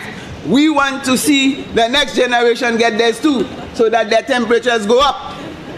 And then we have Tibet. A lot of them leave schools, they have certificates, they write application, waiting for a job. We have to give them skills so they can create their own jobs. And that's where the youth economy kicks in. And that's where the minimum and small size businesses start. And a lot of young people are going into their own business now. They don't worry to send application to that person and they're waiting and nobody has called them. This is important. Madam President, as I said, when we invest in our youth, we are investing in the future. We are looking at special needs education. These children sometimes were ignored. Now we are catering for them. We also have the issue on youth development and sports. And as I said, the focus is on youth. And I don't know why Julian Alfred got a gold medal during the time that Labour Party was the government. But there's a reason. That's divine intervention. Because that child suffered, and maybe the Lord saw it right and say, when Labour is there, I will ensure that this is the time you get your gold medal, that's the time you get your silver, that's the payback to the government. And we are on the world stage. We are on the world stage. That child put us global. 32 million people were trying to find out where St. Lucia is located. How many of us can do that for St. Lucia? We are proud. And then we have the semi-professional league for cricket. Semi-professional league for cricket. And you say they're not doing anything? They use the money that was given to NLA to fix up the Darren Sammy Stadium for World Cup. You say you don't know where the money coming and come 5 cents there, 5 cents there. That's where the money went. Everywhere has lights on playing field. Everywhere has this, that, and nice playing field. You come in and say the money ain't go in nobody pocket. That's what the young people say. The money ain't go there. Right? So, Madam President, I'm telling you, we are taking care of our youth. And the Prime Minister said he's a mystery man. And I know. Every day we try to discover what that mystery is. But you know, he came and he combined education and youth as one ministry. Because that's where they are. That's where they are. The Ministry of Youth and Sports sometimes had a little shenanigan with education for island champs. And that's corrected immediately. Ministry of Education is also responsible for sports. One thing. You understand? Right. The sporting facilities have improved by leaps and bounds. And NLA is the one played a major role in helping improve these facilities. And I heard the Minister of Youth and Sports and Education articulated that very clearly in the House. There is no need for me to go and repeat it. You can go and check it on social media, and you will see how he outlined the work that has been done in the area of youth and sports. So, Madam President, I am very pleased that the government has delivered. I'm very pleased that St. Lucians are very smart. They can see right from wrong. They can see better from worse. Correct. They can see good from bad. And they did not hesitate by saying, continue the good work that you have started. And you know how the Prime Minister likes that. He likes that. Just go ahead and finish the job. You have started, finish the job. Some people came and said, can you give us a chance again? The people said, no way. And we almost took everything, everything. We almost took everything. I don't know who to blame, but we almost. But the next time, don't worry. We'll get there. Now, Madam President, I heard certain things on the other side, and I just want to help to do some mopping up, Madam President. And if we are putting the people first, I heard people who can read body language, they started reading body language, but they don't realize we also reading body language from this side. Right? And I heard a lot of things articulated on the economies. And 0.6%, and they went after tourism hell, right and center, because we have the tourism guru on the other side. But, Madam President, writing about economics and practicing economics, that's two different things, Madam President. You have to put your heads to the ground, Madam. And when some people they try to practice it, I saw people ridicule the whole thing. I wouldn't do that. If you go and take your spade and you go in that drain to try and clean, and people start ridiculing the whole thing, I mean, everybody do a little something to get something, Madam President. But you're practicing some of what it didn't pay off. I think he should have asked me for some advice. Okay? But the Prime Minister, Philip J. Pierre, is a master practical economist. You don't have to go and get no PhD in that. He's just good at it. He's just good at it. All right? And he's committed to bring about positive changes for the people of St. Lucia. He's a man who is concerned and passionate about the people.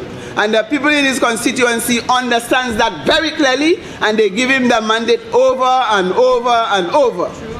He's putting food on the table for the people. Some people are used to seeing big projects, big $1 million, but the ordinary man out there wants to take home something to put food on the table for the children, and that is how he's sharing the bread. Education, health, employment, youth, women, men, vulnerable people, marginalized people. Keep your eyes to the ground, not in the air. Senator Poyer, you have 15 minutes to conclude. Thank you, Madam Chair. I'm doing very well with time. I heard how the economy was doing so well, and now we went down. But some people don't know about the law of average. Because if 1 year you go up to 10%, and the following year you go down 0, that's 2 years. So you find an average, which is 5. So you're not doing bad. Because what you would have done in a huge thing would have compensated for. Yes, there is the law of average. And it's not a matter of it's so bad. It's a matter of this time on an average, because some people live in the future. Some people live in the future. And there was, I can never forget, Madam President, when I was very young, I said, I'm building my home. And there's another friend of mine, same age with me, say, I'm saving my money to build my home. So I built the most modern little toilet and everything. So I was living in the 20 years ahead of my time. And my friend was saving and saving and buying galvanized and buying block. She never lived in the house. Because there is no way you'll have enough money to save to finish a house from the little salary that government pay you as a teacher or whatever.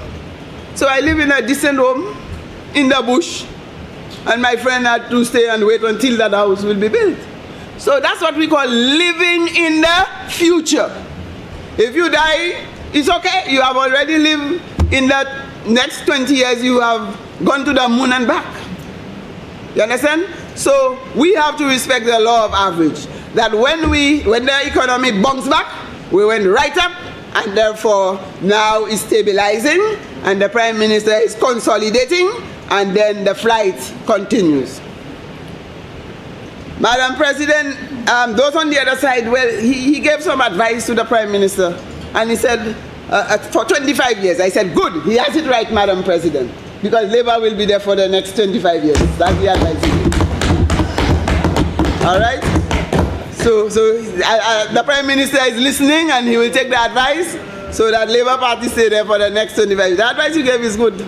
But I thought he was putting a pitch so that the Prime Minister would see that, you know, he has something. And you know how the Prime Minister liked the people on the other side to bring them across.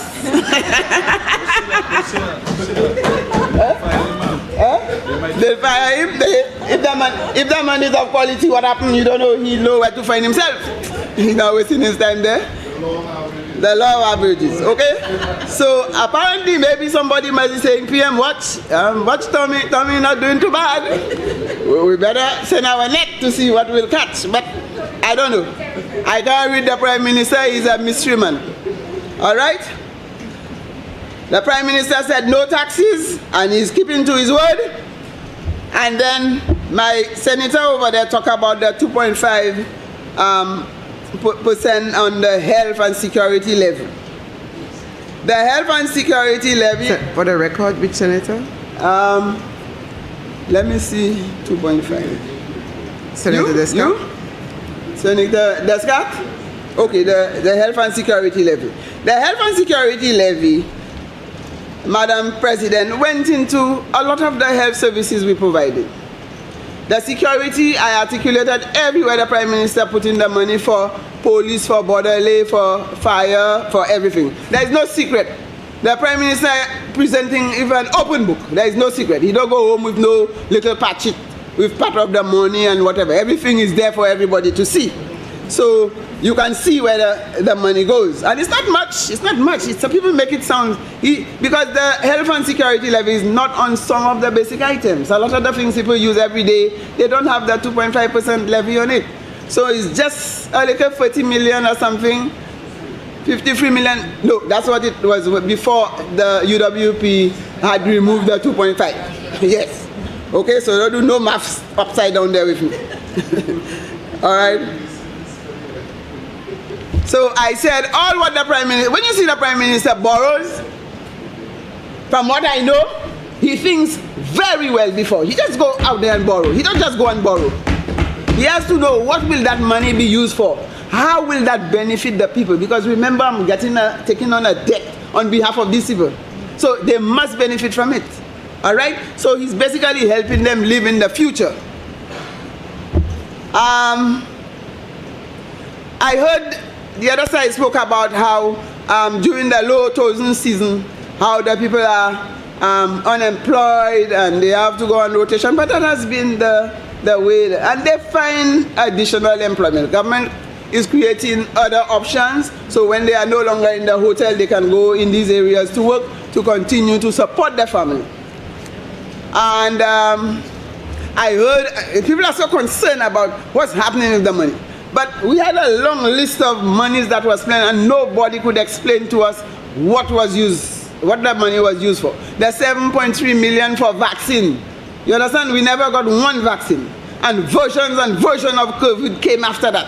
And we couldn't use that vaccine money. Nobody talking about that. That's top secret. They gave us a little 2 million back, and they said they'll try and get the rest up to now. Madam President, I don't know.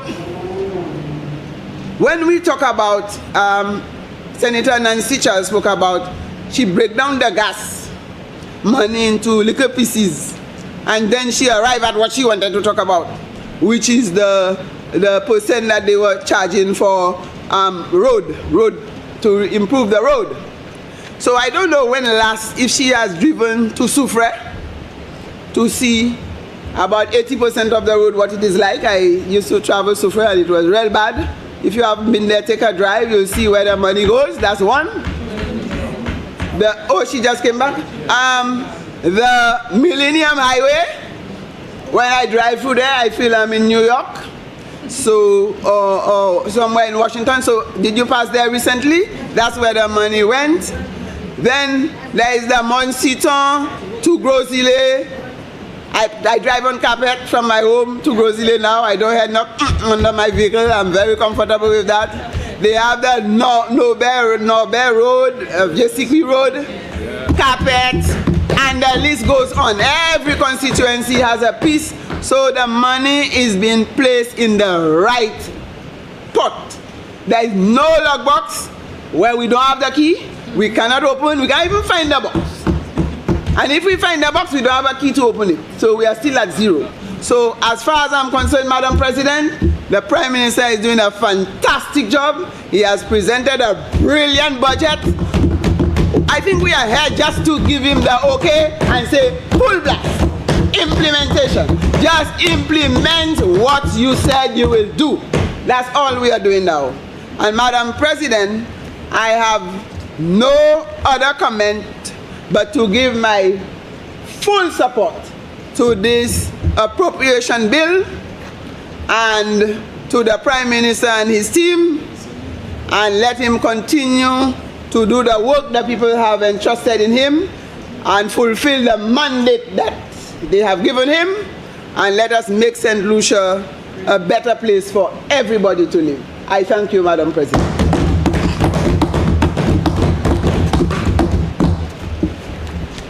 Leader of Government Business. Thank you, Madam President. Madam President, I feel that my work is so light today, Madam President.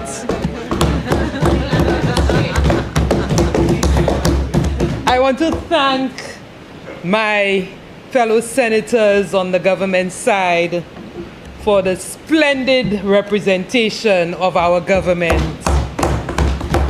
Madam President, when our government is working, it is easy for us to support and to represent our government. My government working. Yes. Madam President, I want to thank the senators on the opposite side for allowing us to do a little thinking. But I must say today, Madam President, that they didn't come with the fire. I don't know what happened. Perhaps the support to the water sector is really working because the water is already putting out their fire. Madam President, I heard a lot about the whole 6%, 0.6%, and so on, Madam President.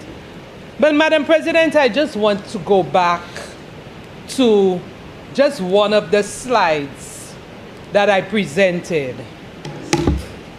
Very nice slide, right?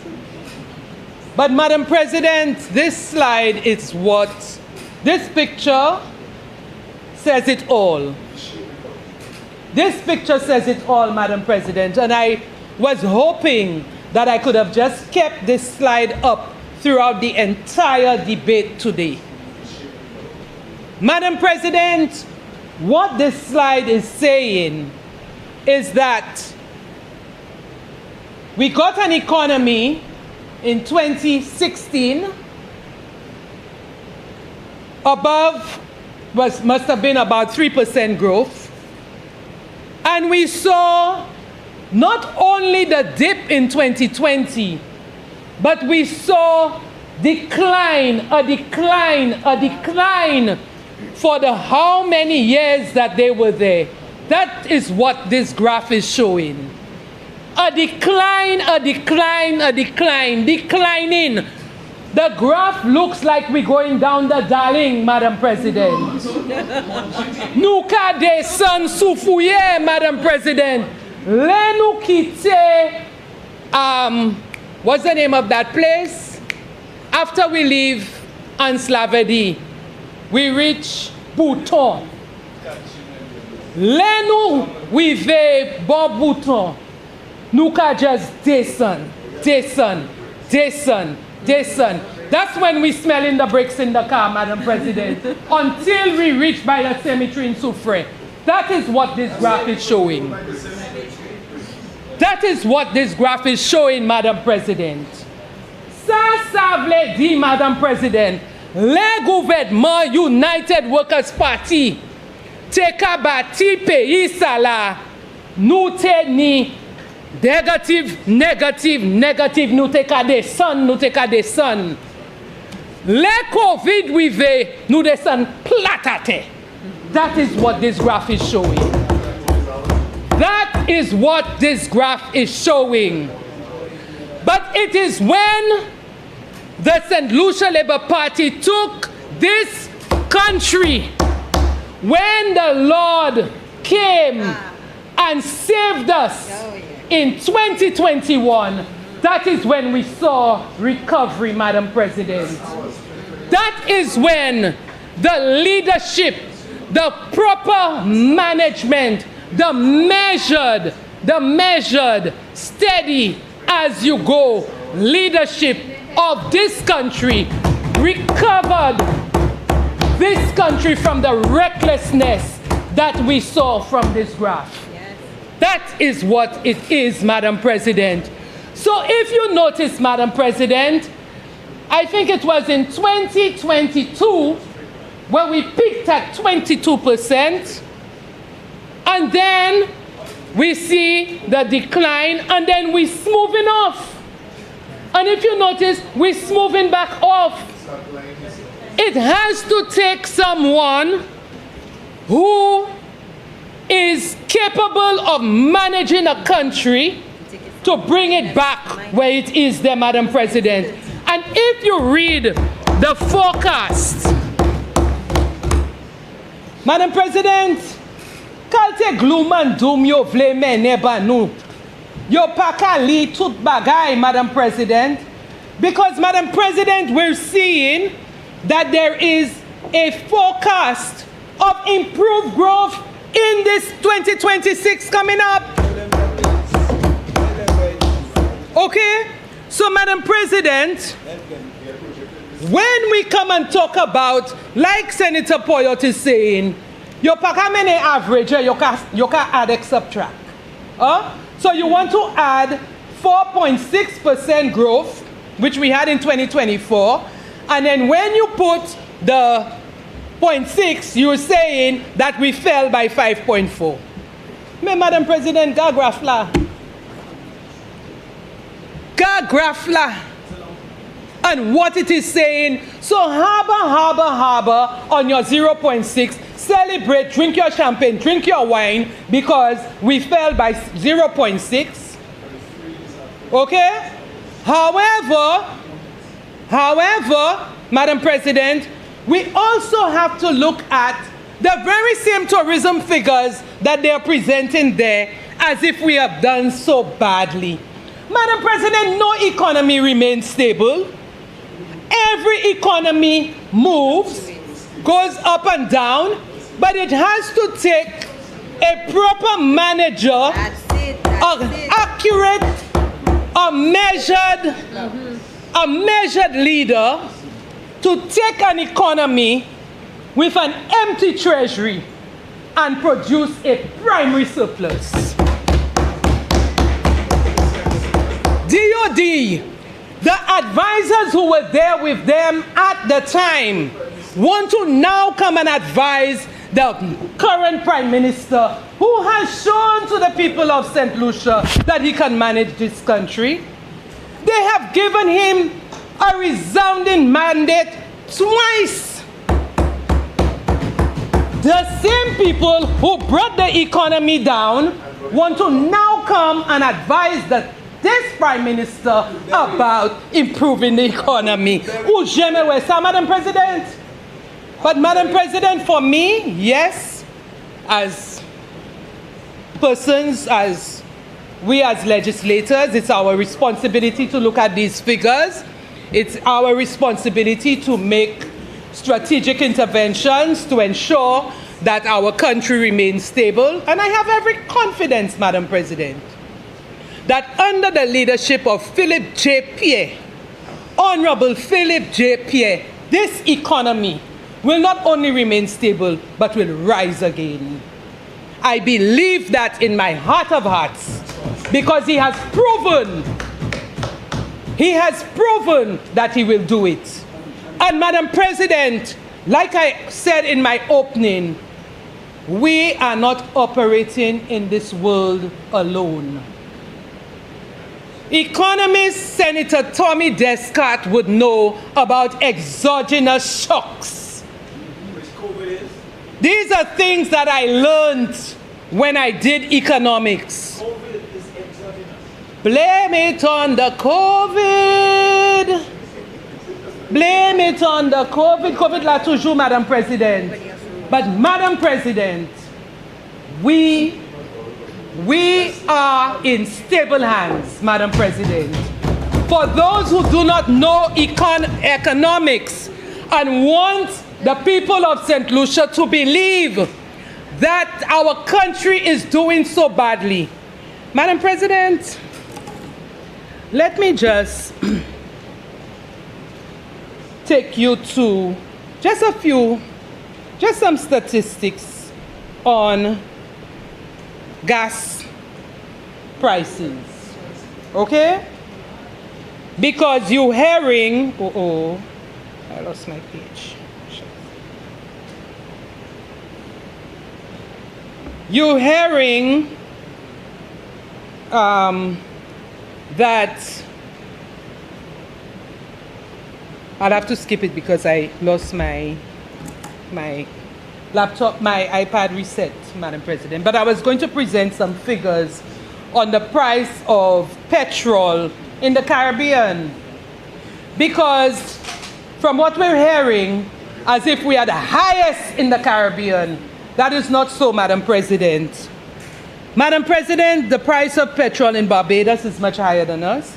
We are really at the average of about 120 US per liter. Okay? $1.20 US per liter. $1.20 US per liter. Okay? Where the range is 120 to 140. The only one that is less than us is Guyana. Okay? And so, Trinidad as well.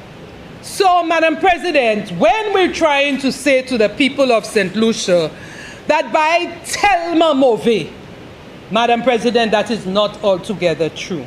But, Madam President, didn't we hear the then Prime Minister in 2016, as soon as he was elected into office, said that he had a paper on his desk to sign to reduce the price of gas in this country? Semona, zot pate tansa? Hello? Hello? Didn't we hear that the Prime Minister of St. Lucia in 2016, who was Honorable Alan Chasney, said that there was a paper on his desk, and as soon as he signs that paper, the price of gas would have gone down? Copapier Salah. Where is that paper that he had to sign to reduce it? Madam President, the people of St. Lucia knew that there was no paper, there was no signature, and there was no reduction in the price of gas. And that is why in 2021 they did their business. 11.6 to 16.1. That is what the people of St. Lucia know. And Madam President, if the opposition really wants to come back on this side, they must change their storyline. Must change their storyline. Must change it. I know you came, I know, Madam President, my three senators on the other side came to represent the opposition. But Madam President, Because your name is opposition, who's supposed to oppose tout bagay? Huh? So, Madam President, their leader came and said, I commend the Prime Minister for the presentation. I want to commend the Love St. Lucia campaign. He come there. But his surrogates, Madam President, come now today and say he did not say. Master. But you know, Madam President, there are so many videos of the gentleman saying one thing now and 10 seconds later he says something else. So I understand. Honestly, I understand. He came last week Friday and said one thing, and today he said to say something else. So, Madam President, I want to also go back to a point that was made by Senator Dominic Fede, where he wanted to quote the IMF. But he forgot to quote a part in that same IMF Article 4 report of 2025, which says that the IMF found that St. Lucia's economy recovered strongly after COVID-19, mainly due to tourism and construction. Ipate di sa, ipate we sa. So there's selective reference, you know, to the facts that they want to produce. So they see the down, but they're not saying the up. So that is what, you know, they believe that opposing means. But, Madam President, you heard all of us on this side. There's unity among us. Yes. Everything we say, sometimes we even repeat what each other say because there's unity. We are all together. But we have seen so many examples where on the opposite side, one saying I support, one saying I don't support. One say I agree, one saying I don't agree. One saying, but they come to represent a unit, a party, and opposition. Shouldn't there be unity of purpose? They call themselves United Workers' Party. Yet still, yon kadi yon bagay, or lot kadi or lot bagay. Ek a lot bagay na veye, Madam President. De lele yon kapale, yon ta kafe fijayo. Usa we body language. Senator Descat say he see body language on this side when I was talking. Akodi, Saki ale side sa, yo pa sipote mwen. Ou tan yo sipote mwen kouman. We don't have to come with flair. We don't have to come with that flair. We are all together. So, Madam President, I just want to ask the opposition, when you say you did not support, now mind you, I heard Senator Descat and Senator Fede categorically say they're not supporting this budget. I don't think I heard it clearly from Senator Nancy Charles. However, no, she forgot to say it, so must have seen this. I think it was in the, maybe Madam President, she took so much time that she didn't read the end of her speech. Okay? Well, super mislead Kaila, my idea, I will have a nice time just sitting here quietly. Mais si ou ka fe bagay, di bagay ki pa ma kwe ki pa mislead Kaila, na idubu too. So, Madam President, I just want to ask the senators on the other side, when you say you do not support the budget, are you saying you do not support the monies that the government will be giving to the people of St. Lucia? Are you saying that you don't support the zero-rated grocery items and construction materials? Are you saying that you don't support the grant of $250,000 to the Center for Agriculture Development and Innovation of the South Elvis Community College? Are you saying that the tank gas that the government is subsidizing, you're not supporting it? Are you telling the people of St. Lucia that the government should put the price of gas, of the gas tank at $70? Are you saying, Madam President, when you do not support the budget, you do not support the payment of 5 CXCs? Senator Nancy Charles was saying about the CXC. I want to say it's not that she said. Madam President, when a government pays 5 CXCs for a child, that means if the child is sitting 8 CXCs, the parents only have to pay 3. And Madam President, based on the trajectory, the government started off by paying 2, English and maths. Then they raised it to 4, a science and a foreign subject. Now they're saying 5. Are you saying to the people of St. Lucia that you do not support that? I want the opposition to think carefully when you say you do not support a budget, because the budget includes its initiatives. That is the budget. It's the initiatives that's in the budget that is really the budget. So when you do not support the budget, you do not support the initiatives in it. So you're telling the people of St. Lucia, I pay CXCs or... Is that what you're saying? The 5 CXCs are being introduced now. It started off at 2, then to 4, now to 5.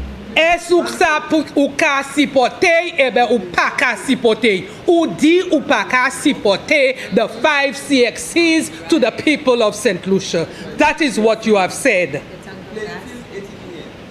Madam President, when the opposition speaks about gas, petrol at the tank should have been cheaper. It should have been cheaper, But Madam President, do you know? Peut-être nous ici à Nimotoka. So what we are saying is, let's pay less tax. The government should let us pay a lower price for gas because no ni motokano ni po alek no potokano. But the poor people who have the children at school, they should make them pay their CXC. C'est ça ou ka di la, Because we're looking for ourselves alone. So, Madam President, one of the senators on the other side, I am not sure which one, I cannot remember which one, who said, I think it was Senator Nancy Charles, who said the landed cost of fuel is how much, and you add $1 for it for profit. Fuel, you can calculate fuel.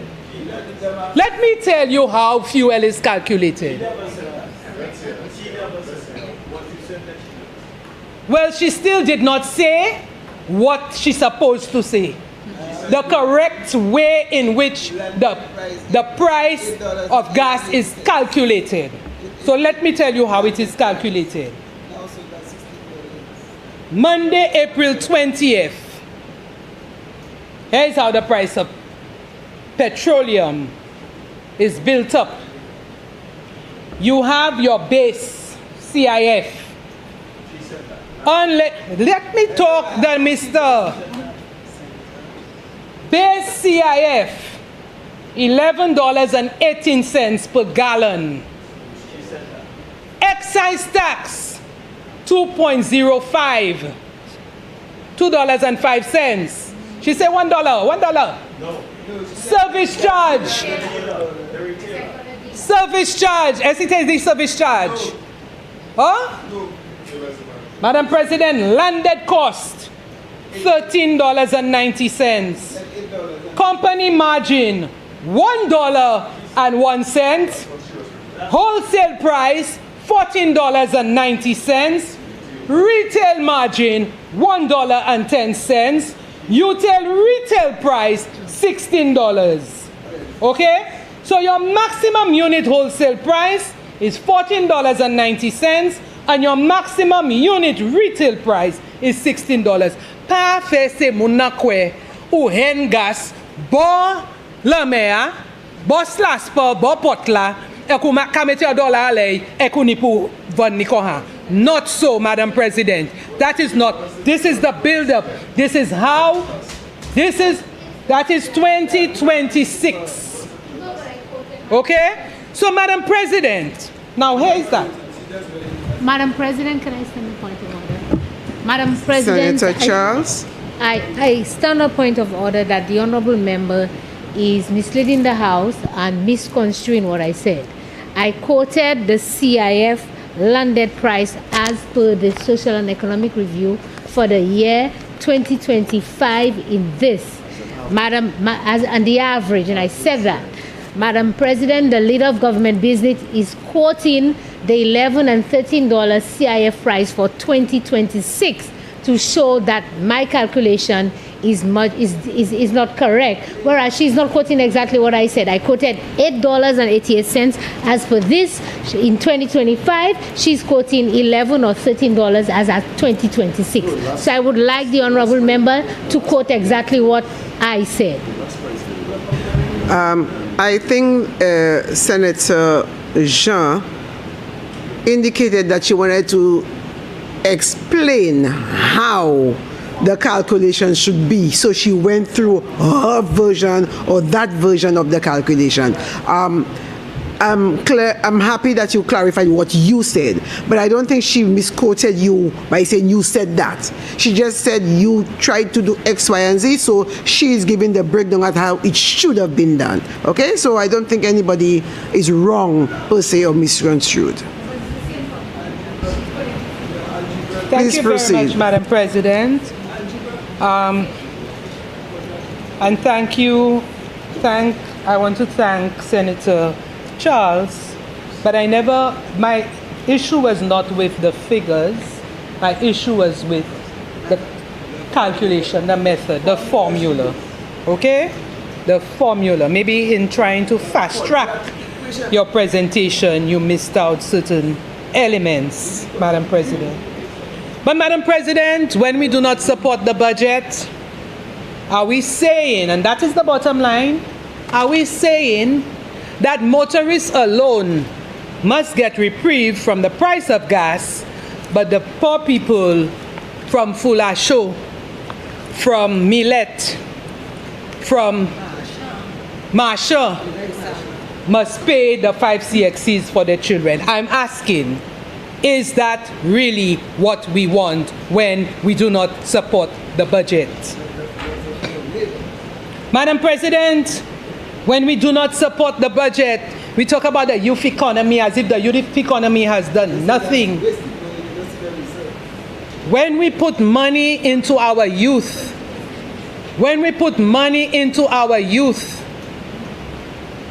we will reap the returns, Madam President. We're seeing it in the creative industries.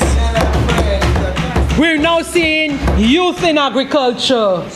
We're seeing so many hairdressers and nail artists and these people blossoming now, Madam President. Are we saying that the Youth Economy Agency is not correct for the government for the people of St. Lucia? Are we saying that? Are we saying, because all of that is in the budget, allocate $1.3 million for a creative industries grant program? Are we telling our creative industries, our musicians and our dancers, our cultural people, that we do not support an increase in subvention for them? Are we saying, Madam President, that we should not provide tax amnesty to the people of St. Lucia, to the businesses of St. Lucia? And Madam President, I can go on and on and on and on and on. But Madam President, it has been such a wonderful day that I think we can go home feeling good about ourselves. We can go home feeling good that the government of St. Lucia, our country St. Lucia, is in safe hands. Not in the hands of a reckless driver. Because où est quand il accident yo kan le chimère? Quand il accident ça te ka fait en gouvernement during the period 2016 to 2021. La te kan accident boop boop boop boop boop boop flip flop. Okay? Because you had a reckless driver. Pam we kidi yo, Madam President, yo mem kidi. And so, Madam President, I want to encourage us, as the Prime Minister always encourages us. Let us eat what we grow, and let us grow what we eat. When the Prime Minister first said that, he was ridiculed, but now we're seeing it coming back to roost. Madam President, we're hearing about electricity and high prices. But Madam President, what happened to the wind farm project that was contemplated? Madam President, there was a gentleman who came here from Texas who was going to invest in a wind farm at Denry. What happened to him, Madam President? Now we want to cry and call Lucilec. If we had done something, that was around 2015. It is 11 years now. If that wind farm was built, Madam President, we would have had about 12 megawatts of power on Denry feeding into our electricity system. So we would not have to cushion, we would not have to suffer these high prices because of the oil situation. So who are we talking about? What are we talking about? Lucilec, and we're getting dividends from Lucilec. Do we know where the dividends from Lucilec go to? It goes to the consolidated fund to take care of all the sectors in this economy. Correct. No hanky-panky. We're not giving it to any investor to go and bring overseas. We're not bringing it for investors. They come here, find them suitcase. Senator, you have 15 minutes to conclude your presentation. In 5 more minutes. Yes, you had investors coming. Look so they hand swinging. Investor pa moun ki ka mene la nou teni investor ka vi point la Senator Dr. Harak Cindy. Yo teni sa ki teni your lockbox. Nou pa sav ko box la ye, ko la kle a ye, ko la han ye. Right? But Madam President, this is transparency. The dividends from Lucilec goes into the consolidated fund. The funds from the CIP goes to the consolidated fund. Everything that the government of St. Lucia, all monies that the government of St. Lucia receive by way of grants, by way of interest, by way of everything, according to the law, it rightfully goes into the consolidated fund. And when it goes into the consolidated fund, they put it in that big book on the table over there, and it spreads to all the sectors of the economy. So we don't have to question where the money gone. It's not in Panama, it's not in offshore accounts, it's not anywhere else. The only one place that the government of St. Lucia announced that they're going to put some money is in a sovereign wealth fund. And only yesterday, Madam President, I see Canada just announced that they will be investing in that sovereign wealth fund. I say my Prime Minister, Honorable Philip J. Pierre, is always ahead. And that is what makes us safe. So, Madam President, Like the Prime Minister says, harvest water. Senator Jha told us how to do it. Rainwater harvesting is important because we have to deal with the issues that we're seeing coming up with our adverse drought conditions. Rainwater harvesting don't depend solely on WASCO. Learn a trade. Go out there, go to the NSDC, go to CARE, go to the youth economy, get something to do, learn things. I'm seeing a lot of creativity and innovation from the people of our young people of St. Lucia.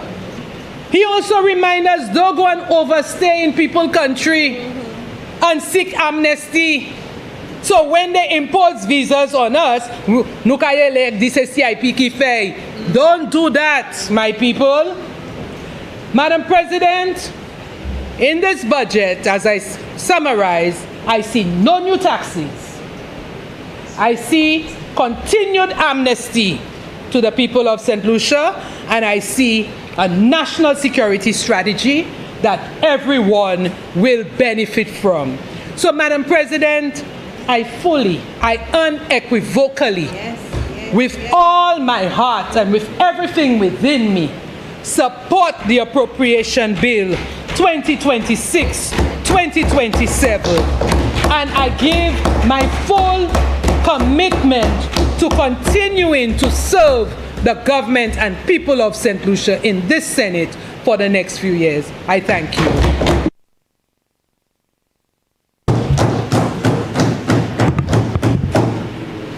Senators, the question is that the Appropriation 2026-2027 bill be read a second time.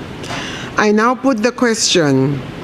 As many as of that opinion say aye. Aye. As many as of a contrary opinion say no. I think the ayes have it. The ayes have it. An act to provide for the services of the State of St. Lucia for the year ending on the 31st day of March 2027. Leader of Government Business. Madam President, since this is a money bill, I would beg to move that the Appropriation 2026-27 bill not be committed to committee stage under Standing Order 65, and that the Appropriation 2026-27 bill be read a third time and passed. Senators, the question is that the Appropriation 2026-2027 bill be read a third time and passed. I now put the question. As many as of that opinion say aye. Aye. As many as of a contrary opinion say no. I think the ayes have it. The ayes have it. Be it enacted by the King's Most Excellent Majesty, by and with the advice and consent of the House of Assembly and the Senate of St. Lucia, and by the authority of the same as follows. This act may be cited as the Appropriation Act 2026-2027. Appropriation of $2,188,765,900 for the services of the State of St. Lucia for the year 2026-2027. Leader of Government Business. Madam President, I move that the Senate stand adjourned sine die. Before I pose the question, Senators, just two notes. One, just to inform you that you may probably have to save this date, and if we'll be communicating with you, and if you have schedules, we may have to reschedule. But we have been in communication with the Regulated Substance Authority, the RSA, and you know the bill will be coming to Parliament sometime in the near future, and so a presentation, I think Senator Leader of Government Business did ask for a presentation to senators to kind of get you familiarized and sensitized by the contents of the bill, etc. So they have responded and they are open to making that presentation. So we're looking at the 7th of May tentatively. That's a Thursday. So you save that date. We will be communicating to you via email. So if you have any objections, any concerns, you can raise it so we can know how to work around it. Although there are some, the month of May seems to be a bit hectic for us, but we will try. Morning. Okay, so on the 7th of May in the morning, we will consider that. But you communicate with us. So that's one, so save the date. And secondly, I wish to extend Happy Labor Day greetings to all of you, senators. I extend also to the officers here within the Royal St. Lucia Police Force, to members of the media who are here with us, the staff of Parliament, drivers, etc., and all St. Lucians. I want to wish everyone Happy Labor Day and to encourage us to continue to work together for the betterment of our family, our society, and country as a whole. And thank you so much, senators, for your contributions today. It was refreshing listening to you, and I encourage you to continue that kind of debate where it's very refreshing, deep, good quality, good quantity. Thank you so much. I now put the question. As many as of that opinion, say aye. No. Beg you, hold on. Just reverse again. Senators, the question is that the Senate do stand adjourned sine die. I now put the question. As many as of that opinion, say aye. Aye. As many as of a contrary opinion, say no. No. I think the ayes have it. The ayes have it. Sitting adjourned.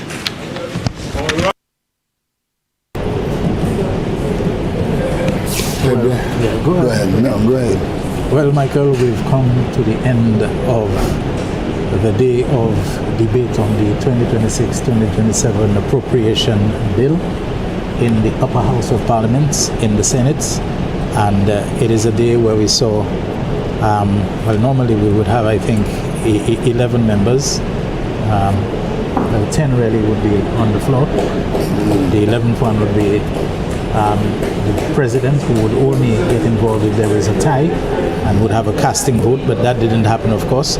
But we saw all 5 of the government senators and all 3 of the opposition senators and 1 independent, all making contributions toward the debate, which was, of course, wrapped up in the summation or rebuttal of the leader of government business, Senator Dr. Alison Jah. And perhaps I can just highlight one notable thing she said, was that with all this complaint about electricity prices as a result of a recent surge in the fuel surcharge, she said, you know, the previous government, now in opposition, the UWP, abandoned a very important and which a lot of expectations were pinned of a wind farm project, you know, in Dennery.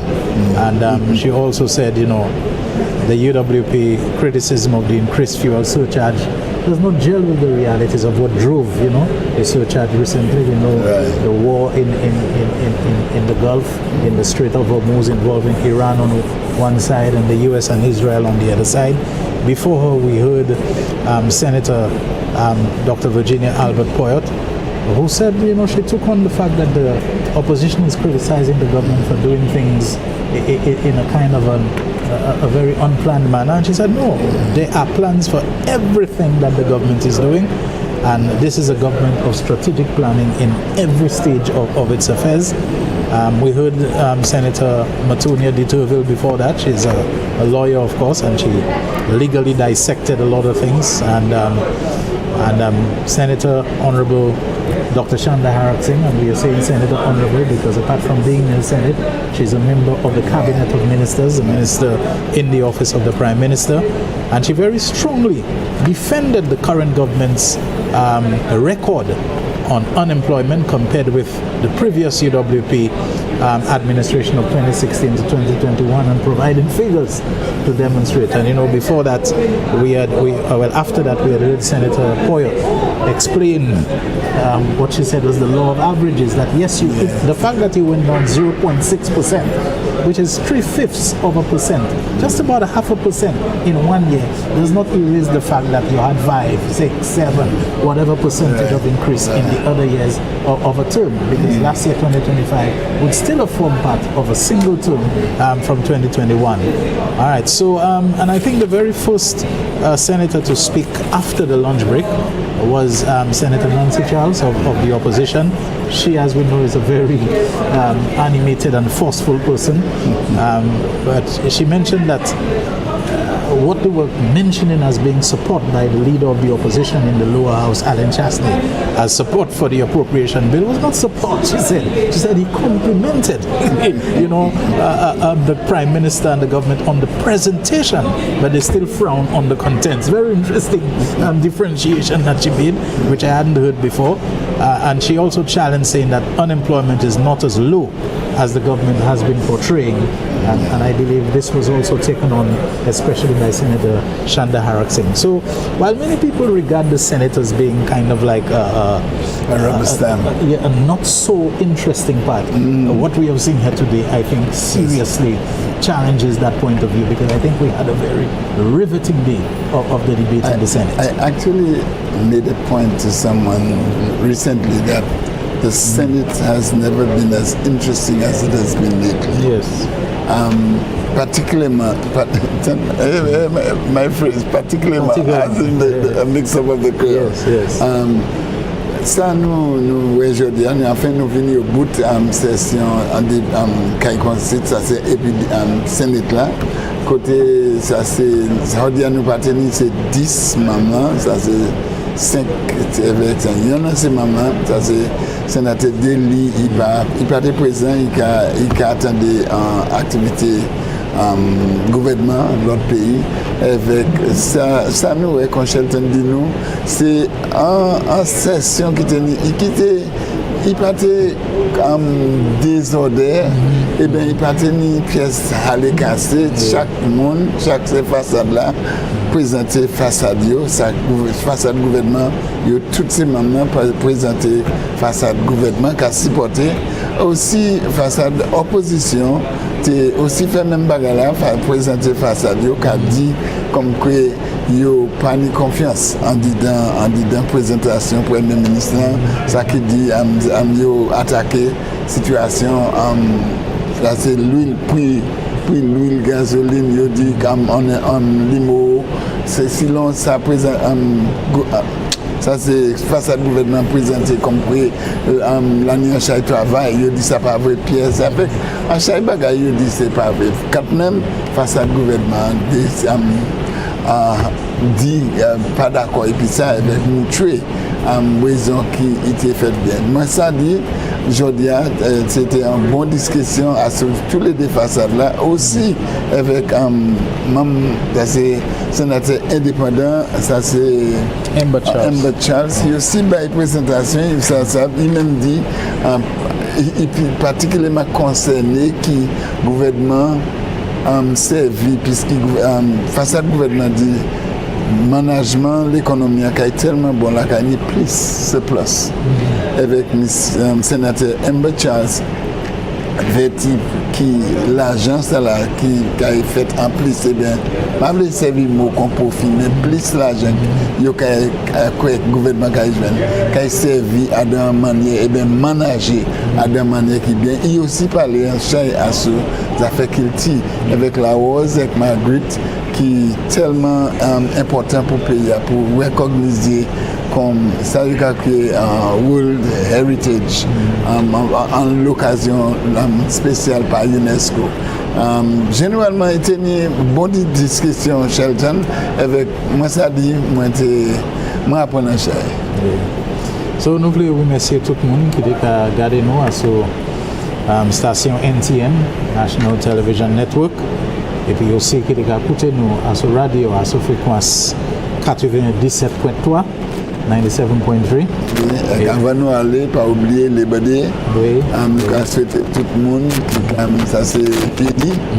Ouais, là c'est avant les BD, c'est fait activité pour ouvrir jazz. Oui. Officiellement, ça a été fait en marchant, ça c'est Mindouville Park. Ça c'est jeudi au soir. C'est dernier jour mois, oui. Dernier jour mois. Avec premier jour, c'est journée pour travailler avec comme Dr. Virginia Albert souhaité tout le monde avec le président, toute Saint-Lucie en bonne journée travailler. Okay, so thank you very much everybody for having been part of this live coverage from the Parliament building in Castries of the debate of the 2026 to 2027 appropriation bill.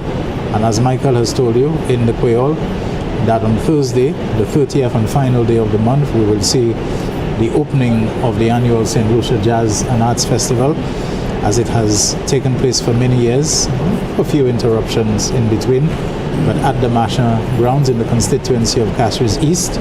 It's always a very big event, big occasion. And the following day, the 1st of May, which is Friday, which is a public holiday throughout St. Lucia and in many other places, where they will be celebrating and recognizing the contributions and the rights, of workers around the world, And so that will be on the very 1st of May.